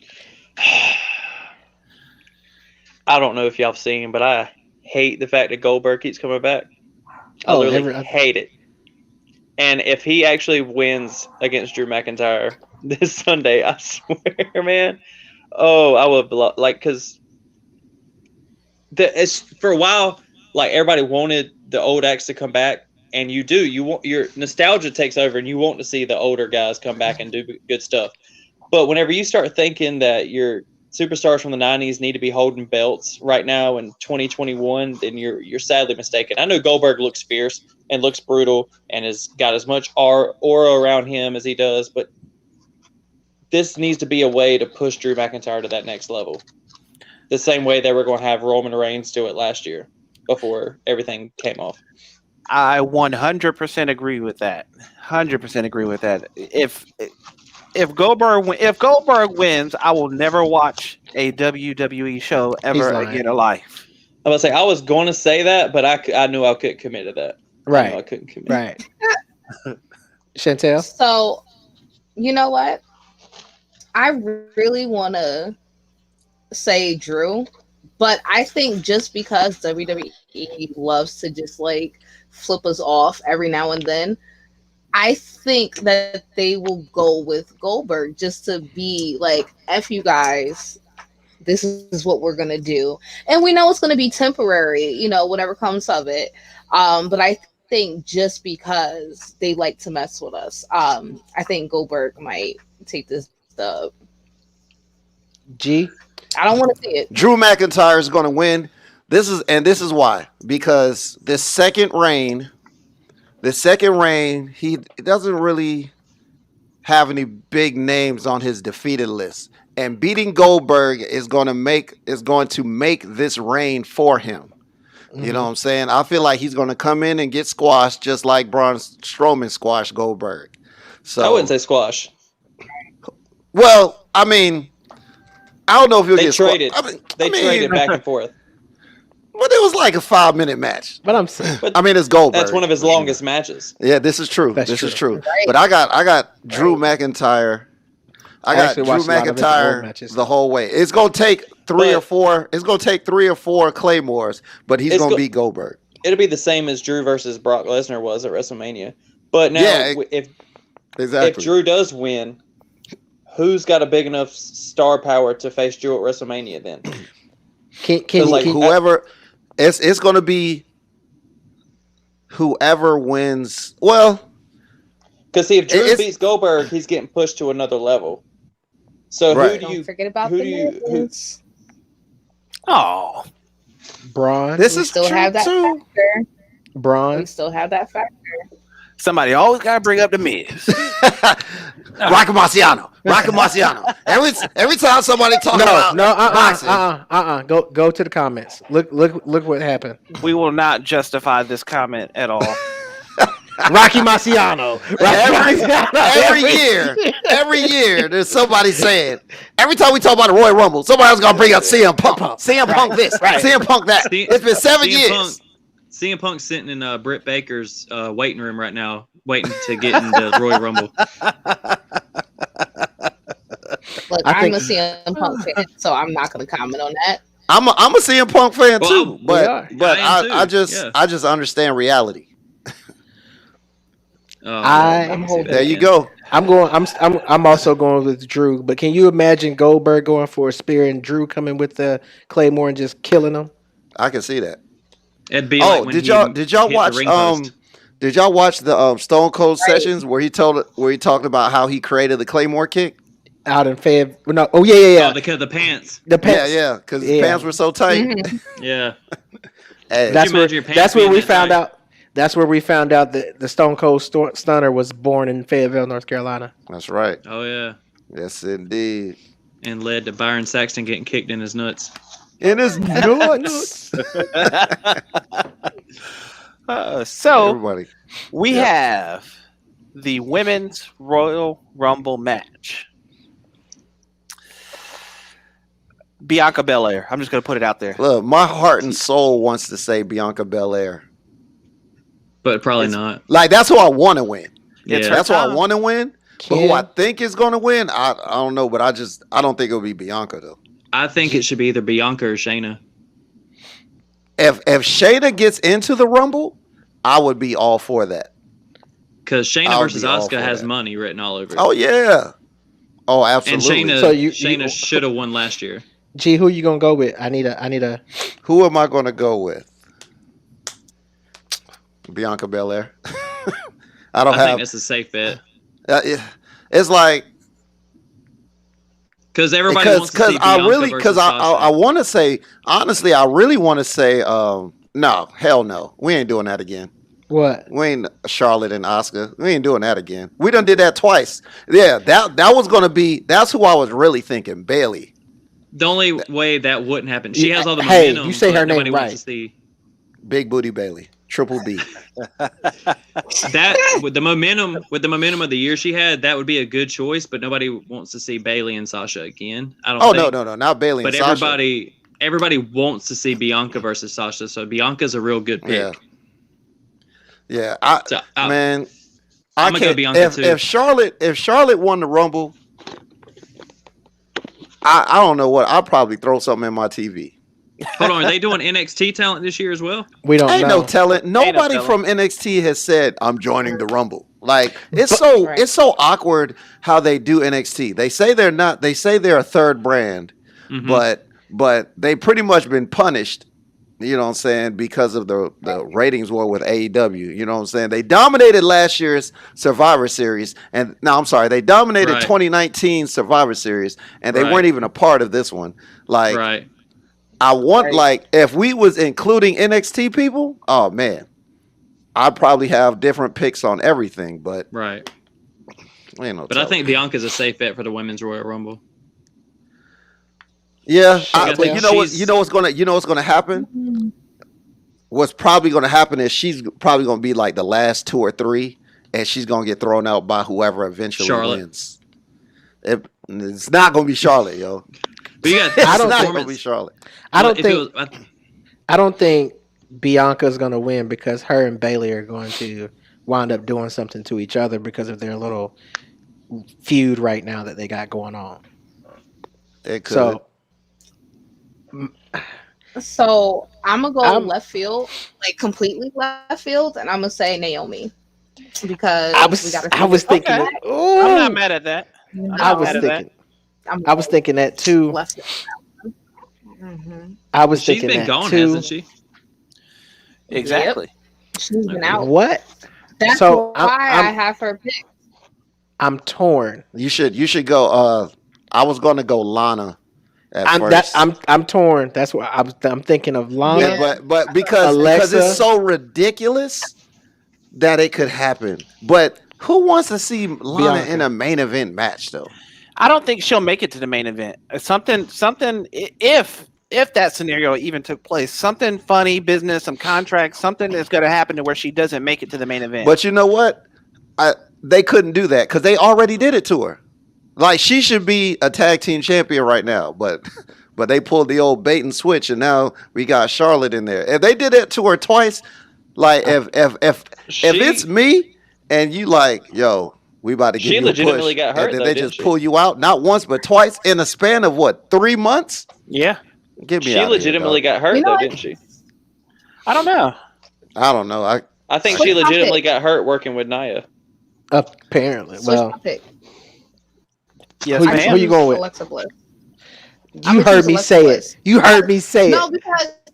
Because you know what? Because of the fact that I actually have the Fiend winning for the Men's Royal Rumble. So why not have the both of them pair up and just dominate everything? So yeah, it makes more sense for Alexa to win.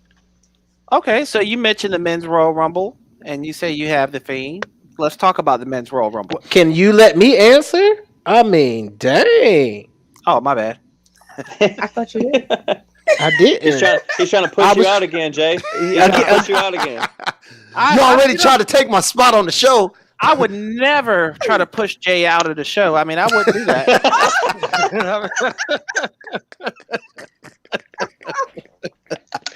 I'm going with Alexa too. I'm definitely going with Alexa.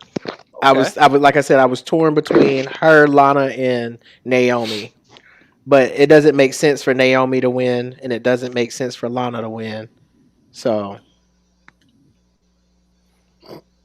what better storyline do you have than Alexa versus what was it, Asuka? Yeah.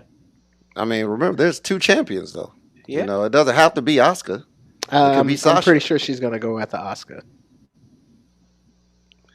She don't want none of the banks. But she wants some of Asuka? Yeah. She already got Asuka scared. That was trash. At first I was like, oh, this is interesting. But now after I thought about it, I was like, this is stupid.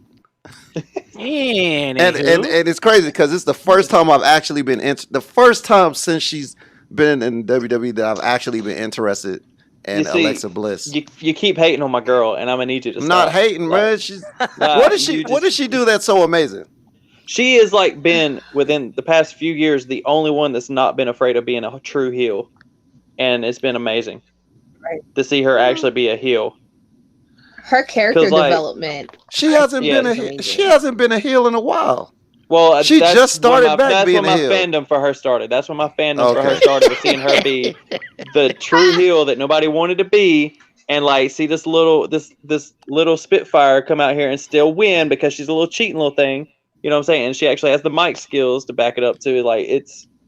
Don't be hating on Alexa. That's the only thing she has going. And I ain't saying she's a terrible wrestler, but she's not. She's I've watched, and I've been watching her since NXT, and I ain't never seen nothing. I was like, oh crap, nothing. What about Triple B? She made her heel turn. Your point is irrelevant. You like Sasha. Huh? You just mad because I made a post in the Smash and Matt group about her birthday, and you was like, "Oh, word, we just we this is what we doing." I'm like, it's literally her birthday. You mad because I gave her a birthday shout out? You mad about that? I told you happy birthday on your birthday. That's different. I deserved it. She did not. She doesn't. She doesn't deserve a birthday. Wait, Devin. She doesn't. She does not like Miss Banks. Make that two of us. What? Hey, see, I can't get into it. The same way G feels about Alexa is how I feel about Sasha. I can't watch her matches. I can't watch her promos. She can work. I can't. She can. She can work, but she's not that great on the mic. Alexa can talk, but she's not that great in the ring. Alexa makes me want to watch her matches though because of her talking. Like Sasha's, I don't know. I just can't watch her matches. I don't know what it is. What? You do know Sasha literally gives everybody their best match. Literally, everybody that Sasha wrestles, she gets their best match out of them. And I know it's unpopular. I'm not saying just like a gummy worm in a ring, so they get to do whatever. That's her reasoning. A gummy worm. Speaking of that, Sasha Banks, that little match with some Reginald Sommelier last week. I saw highlights. Looked good. That was hella entertaining. It was hella entertaining. Dude is an athlete. Dude is a stupid. He's ignorant with it, boy. Dude, I follow him on Instagram and Instagram because I don't even really get on TikTok no more. But the way he posts a lot of the stuff that he does, man, you're talking about. Oh yeah, the dive that he did over to and then did a little twist with it. I was like, what? I was like, so simple. He's probably he was probably a gymnast, man. He is. Yeah. Hey, G, you know, in my dream world, if we could do a kind of cross promotional thing on TV, do you know who I would love to see in the Women's Royal Rumble? This person. That is right. You better. Right there. Hey. And I'm just gonna let that linger there for just a minute. Ken, thank you. Right. Ken, will you do? That's why he almost took you do the your honors spot. for me? Will you do the honors for me, Ken? What's that? I'm gonna play something out. Hold on, Chantel, what we got? So look, she's destined to be a guest on this show because look at the words up there. Smash. Smash. That's right. I thought it was smack. Here we are. You know what? I was waiting for you to say smack the mat for like the whole hour 37 we've been here. I've been trying really hard not to say it. It's like, thank you for having me on Smack the Mat. I think I did an amazing job. Oh my god! And now I'm waiting for my phone to go off for the 2-6 group to go completely nuts over this. Why? Because you're amazing orange sodas. Oh, amazing! Y'all told me y'all wanted me to say this story. So y'all want to stay for the end? Please do. Wait. Before you tell the story, yeah, exactly. Let's finish. Men's. Let's finish. Still got the men's. Oh, for the men, I don't know. All right, so I told Mr. Magnificent before coming on that I had this wild out of left part conspiracy about this Rumble that I know is not going to come true, but I just want to say it and maybe put it into the universe. You know, Roman's doing the whole head of the table. Mm-hmm. He has a family member that could possibly be in this Rumble that he could main event WrestleMania with. Jimmy? Yeah. But he's not going to be able to because of Hollywood. Exactly. I'm sure. Yeah. I feel like he only shows he would only show up for maybe like once or twice a year anyway. So like asking him to show up like Royal Rumble and WrestleMania now would be just way too much. I don't think it'll happen. I don't think it'll happen this year because of the Hollywood thing. Because it was supposed plus, to be they're not going to be a year. lot. It's not going to be a lot of people there. They want to bring. That's a big name that you're going to have to. You know what I'm saying? Which is kind of why they're going to do it. Huh? I think that's the reason why they would do it. I think that you could bring Rock in, for an appearance at the Royal Rumble, stretch it out to WrestleMania. He doesn't have to show up every week because Brock Lesnar, God bless his heart, he shows up when he feels like it. So if he could do it, The Rock can do it. Well, The Rock could definitely do it. The Rock question is, but Brock Lesnar's schedule and the Rock schedule are two totally different things. I You know, 100% agree with that part. But there's an I think organic it can be done. story already there. There's an Well, The organic Rock story already already there said- with Roman. Right. The Rock already said no, that he wouldn't do it right now just because of the fact that he feels as though a crowd needs to be there exactly. in order to like, witness. yeah. Right. But at the same time, are ratings down during all this pandemic stuff? Honestly, it don't even matter because they made that deal with NBC Universal on Peacock. Tuesday. True. Yeah, you know what I'm saying? So like they got money coming in from every which way. They probably could care less about ratings at this point. Do you realize these guys are making over $600 million without having to sell a single ticket to a show? A single ticket.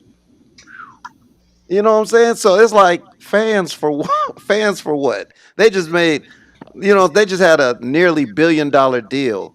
You know what I'm saying? yeah. So like at this point, fans are just like, fans would be, I mean, this is great, but they don't need it. The performers do. Exactly. The performers. The fans bring in the paychecks for the performers. No, they don't. I don't know how they've been able to No, tell. they do not. I'm talking about the other ones, the ones that's been let go. Yeah. Well, that's where that extra revenue was coming from. Shit, not for Impact. They ain't got no fans. I don't know. And how I'm not. they've been able And to I'm tell not saying who to that as a push. joke. I mean, literally, like they don't have. There's just them wrestling in an empty arena every week. You know what I'm saying? It's weird. It's weird to is. go from the fans at AEW and the Thunderdome and then back to the empty arenas at Impact when you watch. Yeah, exactly. So predictions for the male Royal Rumble. J5.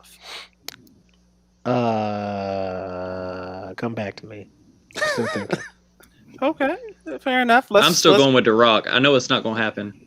I don't think he'll win. I think he might be there, but I'm gonna give it to Edge. I really do. I think it could be. Edge. It could be Edge is a high-profile match for either Roman or Drew. I think they're going to go back to Edge versus especially AJ. Roman. Then you got the Battle of the Spear that they should have got last year with Goldberg and Roman, but it didn't happen. Exactly. I think they're going to go with Edge versus AJ again this year since he couldn't do it last year. So you're going with The I Rock. think the Rumble's going to set that up. You're going with The Yes, Rock. I'm going with The Rock. Yes, I'm really going with The Rock. G. I'm manifesting it. See, so for me, it's a difference between like y'all know how much I hate dirt sheets. I hate dirt sheets. I've seen a couple theories. The only one of them that I liked was Shinsuke because like they wanted to right the wrongs of 2018, and I feel like he could now. Before I seen that, the fact that they gave him his old music back, to me, spoke volumes. Because I feel like the reason they took that away from him back in 2018 when they turned him heel was because of the fact that he was so over with that music. It's hard for a company to want you to be taken seriously as a heel, and then when you come out, the whole crowd is, you know what I'm saying? So G, you were doing it when we saw him live at WrestleMania. Oh, you got that? You damn right. No. I'm just saying. I personally seen you do this in person at WrestleMania in New Orleans. And I'm telling you, you goddamn right. You see what I'm doing? I did it. I was there. Do you see? Chantel sees what I'm doing. She sees what I'm doing. Yeah. Ken doesn't see what I'm doing yet. So He's like, nah. So that would lead me to think that they're looking for a big face turn, and I could see that. Now, who do I want to win? I would love for Keith Lee to win, but I know that ain't definitely. That's my second choice. That was my second choice. Keith Lee would be who I would want to win, but it's too early. It's too soon for him. Gee, who? Keith Lee. Who? I'm sorry. Keefington Cleophas Lee. Oh, that's I know who you're talking about now. Yes. I'm sorry, Keefington Cleophas Now, Lee. Braun could come back during the Rumble and set up him versus Drew McIntyre. I feel He like could. that Braun should have would been be. that Braun should would have be been a main credible event for about both 2 years too. ago whenever Roman came back. Yeah. Yeah. I'm not done with you. Yeah. See, I would say I know Orton who- because of the year he's had. I I feel would like say Orton because of the year he's had, but I don't want to see him and Drew McIntyre. I think that's over. That's done for. Orton is going to be busy with something else. Like just like Chantel had said, she thinks the Fiend is coming back, and like my thing is with the Fiend is like you just burned him alive. So if Bray Wyatt comes back as the Fiend, we're going to have to see a yes, ma'am. Go ahead. Because actually, my theory is that, well, which I wish would happen, is that he comes back since he got burned as a Fiend, right? He'll come back and he'll come in maybe as number 2, and he'll come in as Husky Harris. He'll get eliminated. He'll come back in. Yo, you pulling a Mick Foley? Mick Foley, yeah. Yes. Because WWE every now and then they recycle things here and there, and we haven't. But wouldn't that? So I follow you, but I feel like so the Mick Foley thing was good and it was funny, but Bray Wyatt, that's not Bray Wyatt. He's not a good funny guy. What if they had people? You don't think that would like puppets? diminish him a little bit? Like he come out Husky and then he comes out as Bray and then he comes out as the Fiend, like. So what if people come out with his puppets, dress up as his puppets, like Ramblin' Rabbit and Huskus the pig and?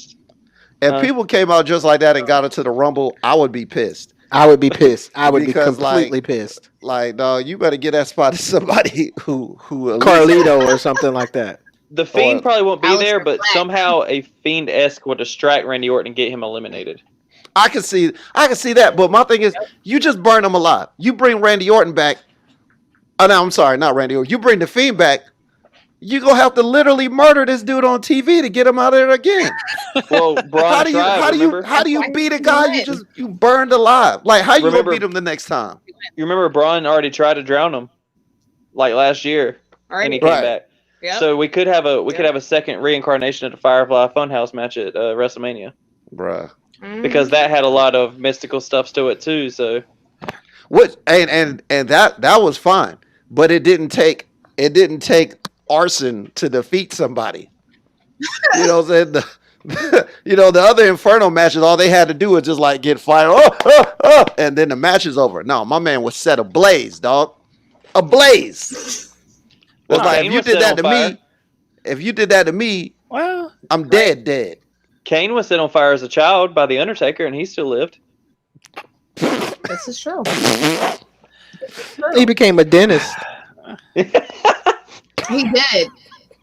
And then he realized this isn't working. I need to reinvent myself. Right. Okay, so if you can't die, why am I fighting a guy like this? I hate when people say Fiend is the new. I hate when people say Bray Wyatt is the new. I hate when people could say somebody's the new something. I can't stand that. Okay. I can't. I got my pick. Stand it. Oh, Jay, what's your pick? I got my pick. You said he's the what? What'd you say? I got my pick. No, I was talking to Chantel. Oh, she was saying. Oh, I said he's the new Jason Voorhees. Oh God. There you go. The Jason Voorhees, though. There you go. I mean, Can't die. All right. Bobby Lashley. That's a legit pick. That's legit. I'm going with. If he didn't have the belt. If he didn't have the belt. No, I drop the belt. He can drop that belt. He can drop that belt. It's crazy because a couple months ago, I was thinking Big E before he won the belt. I was like, yeah, Big E wins the Rumble, but I can't see that now. But Bobby Lashley, I can see because like his stock has like since the Hurt business straight.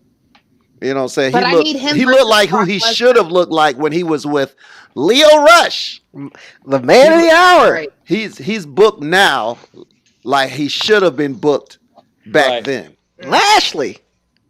But only if we could get Bobby versus Brock. That's the only way I want to see that. That's that's what I need. Lashley I need wants. that. That's Bobby what I need wants right that there. bad. Bobby's been wanting that since he came back. That's what I but need. Brock keep running away from him. He's scared. Bobby Lashley hadn't been main event talent to work with Brock Lesnar yet. He's not got enough but personality Ricochet now was? that he's with Hurt Business. Ricochet has he's got something that draws people in. Bobby Lashley's now that he's got the Hurt Business has that drawing power around him. Wait, Look, when is Matt Riddle his facing? When is Hey, Matt he Riddle has facing alopecia, Bobby right? Lashley? Is it Matt Riddle facing Bobby Lashley at the Rumble? I think so. I think it might be a pre-show match. There's a good chance he could lose the belt right then and there. I think he has alopecia. Oh, there's no thinking about it. He does have alopecia. He definitely has that. Yeah. Yeah. So stop talking about his eyebrows. I'll still talk about him. What eyebrows? He got the Whoopi Goldberg specials. Oh God. No, when he draws them on, He was was surprised all the time with no eyebrows. Stop. Who's there? What's Lashley gonna do? Come over here and beat me up? I was talking about Chantel, her comment, but I heard you. Yeah. What's Lashley gonna do? Gonna come up? You had me all types of messed up right now. I was confused. Just in case, Oh Lord! Yes, Christian. I'll tell you exactly my opinion on Bobby Lashley. Bald I'm not afraid of Bobby Lashley. Not at all in the least bit. Bobby Lashley.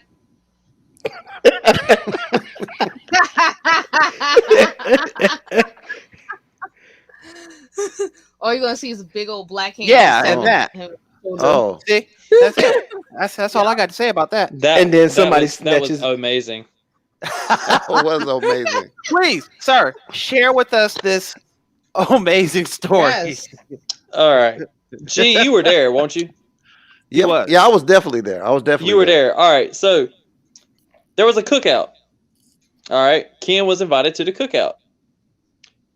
Ken was asked to bring some drinks. July 4th. Was it July 4th? Yep. Ken stops by the Piggly Wiggly, goes to the discount canned drinks aisle, give me the discounted drinks. He shows up with some amazing orange, generic brand orange soda. He shows up with some fruit punch. All I said was fruit punch. And there was one other one. I think it just said cola. I don't even know. Yo, he didn't even get like the standard generic stuff like Dr. Thunder. Yeah, there was no Mountain Lion. He didn't even get those. Like, what the hell is Amazing? I've never heard of Amazing Orange. It looked like it was O Amazing Orange. It looked like he typed up the labels. You know, he that spelled is them a out. famous brand on Keenan and Kel, and he could have swore that he saw it up there. So that's where he's like, "Oh, that has to be it." So that's why he got that orange soda in his. Who loves orange Ken soda? was saving a buck. Yeah. He was saving a buck. I promise you. Because when he showed up with it, and everybody's like, "Why? What you hating?" I kid you not. 5 minutes later, Ken done went in the cooler and grabbed a Pepsi. Sure did. So you gonna bring the discounted drinks, and you gonna go and drink up all the good sodas. Mine were not cold yet, sir. That is the reason why. And once they were cold, they all got gone. Because we hassled you about them. That's exactly how much it cost, Trey. That's exactly what it was. No. Hey, and I Mr. Amazing. I am not knocking you wanting to save a buck on some drinks at a cookout. I get it. I 100% get it. But when you show up with the discounted drinks and start drinking the name brands somebody else brought, that's a setup. Come on, bro. Come on. You and planned like a name like Amazing Orange. Like that was what threw it off. But you know what, G? Since then, they have never asked me to bring anything else. Oh, mission accomplished. Mission accomplished. God, Amazing gear. Amazing. I just can't believe they put an O in it. That Right. And they thought they were. Amazing. I bet they were sitting there thinking it was clever. Well, how can we market our drink? that marketing team. Man. No. What if? I bet that guy got a raise. What if we call it? Oh man. Oh, amazing. Oh, that's a book it. Yes. Let's people do it. love the same letter? People love alliteration. Exactly. Amazing. Alliteration is alliteration. If you, Like, you make oh, a product with this is alliteration, amazing. you got it. Oh, this is amazing. Let's put it together. And shout out to you for knowing what alliteration is. Yes. Yeah. Somebody was word of the paying day. attention in school. That is the essential man. word of the day. Believe it Well, or not, actually, technically, what you just described was assonance, because alliteration is the constant repetition of the consonants, same letter. and assonance is the same thing it's the same thing, but it's for vowels.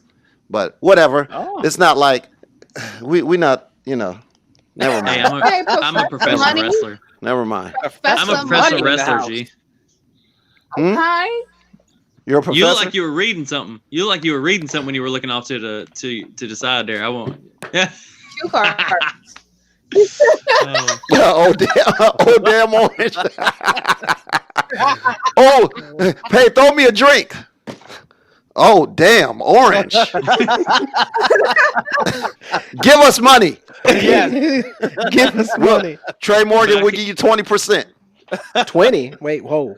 Hey, he Now, I came can't up with the lie. name. Yeah. I can't lie. I drank some of them sodas that night though at the cookout. Like I did drink them. They were good, but like my man gonna bring the discount and drink a Pepsi. I just That's can't standard do it. at all black It's folks. amazing. I don't know what y'all were thinking, but that's standard.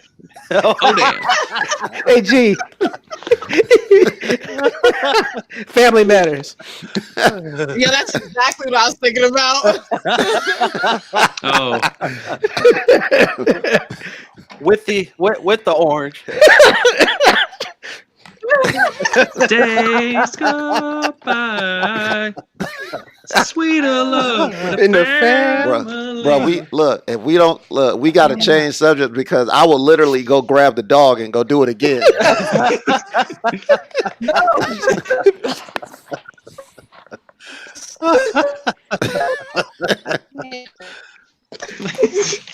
Oh, Y'all need to man. make I an feel entrance for Smash the Mat. Y'all need Like to make that. a Smash the Just Mat like entrance that. video. Yeah, Like yeah.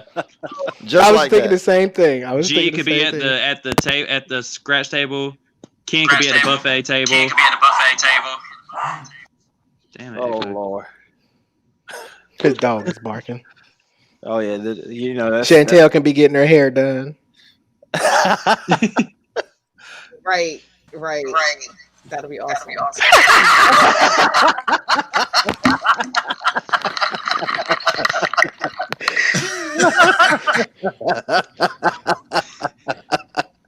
that He's nut gonna do is it all tonight. the way Came off- downstairs. Instead of Dr. Evil, he's like Dr. Negro because he just turned around with the dog. That's why I told y'all we have to change subjects, because I take jokes too far. Hey, G, mine will be like this.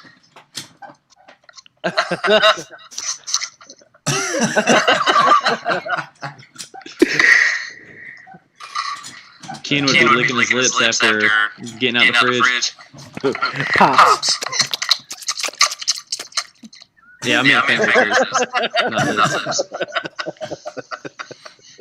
Oh man. Oh my gosh. You guys are hilarious. All right. The Yeah. echo is gone. Thank you. That's how I knew something was up. So, Mr. Money, take us home, sir. All right, so Mr. Worthy, what is your social Yes. media in case anybody want to keep up with you, and what are your next couple wrestling shows? Okay, so you can visit my page, my fan page on Facebook at facebook.com/TheEssentialDevinWorthy. All one word, first letters are capitalized. Give me a like. That way you can keep up with what's coming next if you're on Facebook. Instagram is at Devin.Worthy, where you can get all of my latest pictures and all that good stuff and flyers up for their next shows. YouTube, I've got a YouTube page up on where you can see all my latest matches if you weren't able to go to the shows and see them yourself. I got 5 videos up right now of some past matches that from currently just Adrenaline Pro Wrestling out of Rockingham. And that's all the socials. Next time you will see me will be February 6th at Rockingham, North Carolina, in the Richmond County Fire Squad for Adrenaline Pro Wrestling. And they're following all CDC guidelines. Please wear your mask. Please social distance. Their doors open at 5:15 so that we can get people out before 10 o'clock curfew. And it's about $10 for adults. That'll be the next time you see me. And is that your only show in February? That's the first one. And I don't make me remember dates right off the top of my head. Also want to plug the training academy I'm currently at, 2-6 Training Academy in Fayetteville, North Carolina, ran by Hang Time. Great group of guys, great trainers. Love it there. Fun environment. So if you're looking to become a pro wrestler, do your research. Don't just jump out of school. Do your research if you want to become a pro wrestler. But 2-6 is a good place to research. Just gonna throw that out there. 2-6. 2-6. Yeah, man. Your mic is on mute, Jay. It sounded like he was saying something. It sounded like he was saying. You were like, I'm sorry, what? Sorry, what? He was getting ready. He was getting ready for his Family Matters. Right. Yeah. Getting ready for his Family Matters intro. Hey, no lie, I've been watching Family Matters on Hulu. It's on Hulu. Yeah, it's on Hulu. All the episodes. So if you want to check it out, check out Hulu. You know what I'm saying? You know, Smash the Mat. We need to be on Hulu some way, shape, or form. You know what I'm saying? Pay us. Give us money. Indeed. Give us money. Okay. All right. So look, you see all the social medias down there at the bottom. You know what I'm saying? But in case you want me to tell it to you because you don't feel like reading, it is on Instagram at Smash the Mat Podcast. On Twitter, it's Smash the Mat Pod. You can follow us on Facebook. Just go to Smash Space the Space Mat. And on YouTube, Smash the Mat Podcast. You know what I'm saying? We will, Mr. Magnificent. Yes. I hope you have the flyer. But we will be teaming up with. Nah, I knew you didn't have it. When you was make sure you got the pictures. But the first time ever show going down February 28th in Burlington, North Carolina at the Lucha Dome. Okay, and we are going to be doing commentary for that show, and we're going to be doing special coverage, and it's a show filled with first-time matches. Expect to see guys like the international superstar Franco Varga, Suicide from Impact, Myron Reed from MLW, Victor Andrews. So many people are going to be on that show. Like, I know the card, but you know, I wish we had the picture. It's okay. We'll post it on the page. But that's February 28th. So you already know what it is. Also, y'all know how we do. You know what I'm saying? We putting up shows and all that stuff. And of course, we'll be doing commentary for the next RWC shows on February 6th and the 20th. And in case you want to watch any of those shows, the YouTube is slowly putting up matches. Rewards Carolina TV. I just seen the first 3 shows going up, and Devin Worthy's on some of those shows. So you know, indeed. You might want to check those out. I went back and watched myself. You should too. Yeah, exactly. I watched the Golden Opportunity Rumble, and I saw myself. That was my official debut, episode 3, my official debut, Hey. and I watched that, and I was like, damn, I'm fat. Like. I was like, yo, that was before I started my diet, and I was like, was yo, that the night you got eliminated by? Was that the night you got eliminated by? No. By Simply Delicious. No. The other was it? Mom, was it? Oh no. It was a gauntlet match. You got eliminated. Oh no, it was the gauntlet match. You talking about the Great Betrayal? Yeah, with this guy. You know, I would like to thank everybody for tuning in Smash the Mat. We gotta take this. We gotta wrap this up. I knew what you were talking about as soon as you started saying it, Devin. Yeah. God damn it! This guy right here. Yeah. Mama's boy wasn't betrayed me. Betrayed you. Yep, Backstabbed me. I seen the betrayal. Accidents happen. Oh, wait a minute. Go ahead, Trey. I didn't know you was gonna be there. That's awesome. Oh, this is gonna be great. Oh, this is gonna be great. Trey Morgan's gonna be there. Oh yeah, it's on and popping. You already know. But yes, you already know what it is, and that's what it is. So, thank you for tuning in to the Smash the Bat podcast, Devin Worthy. Thank you for being a part of the show. Thank you for having me, guys. Yes, indeed. We appreciate you, bro. Yeah, Absolutely. glad to make this night a little bit more essential for everyone watching. You mean a little bit more essential? Yes. Yeah, Oh. that's it. That's right. Oh, you gonna We do the appreciate Mr. you, Anderson thing? I see you. I see what you did there. I didn't do it twice. No, that was Mr. Betrayal. Oh, okay. Okay. The magnificent betrayal. Oh, Oh, Lord. Mm. betrayal. You see what I did there, Ken? I don't know what you're talking about. And also, you can follow me there. You can follow J5 there, and you can follow Chantilly there on Twitter, though. That's her Twitter. That's my Twitter and Instagram. That is your Twitter, Instagram, Jay? Instagram. Yep, Twitter, That's Instagram. yeah. I'm pretty much that on everything now, even TikTok. Yeah, that's smart. You want to just keep on plugging that TikTok, boy. Just keep on plugging that TikTok. I don't even get on it anymore like Yeah, that. It's okay. It's okay. But I we will, out of though. here, though. But I will, though. Smash the map, baby. We out Smack here. it.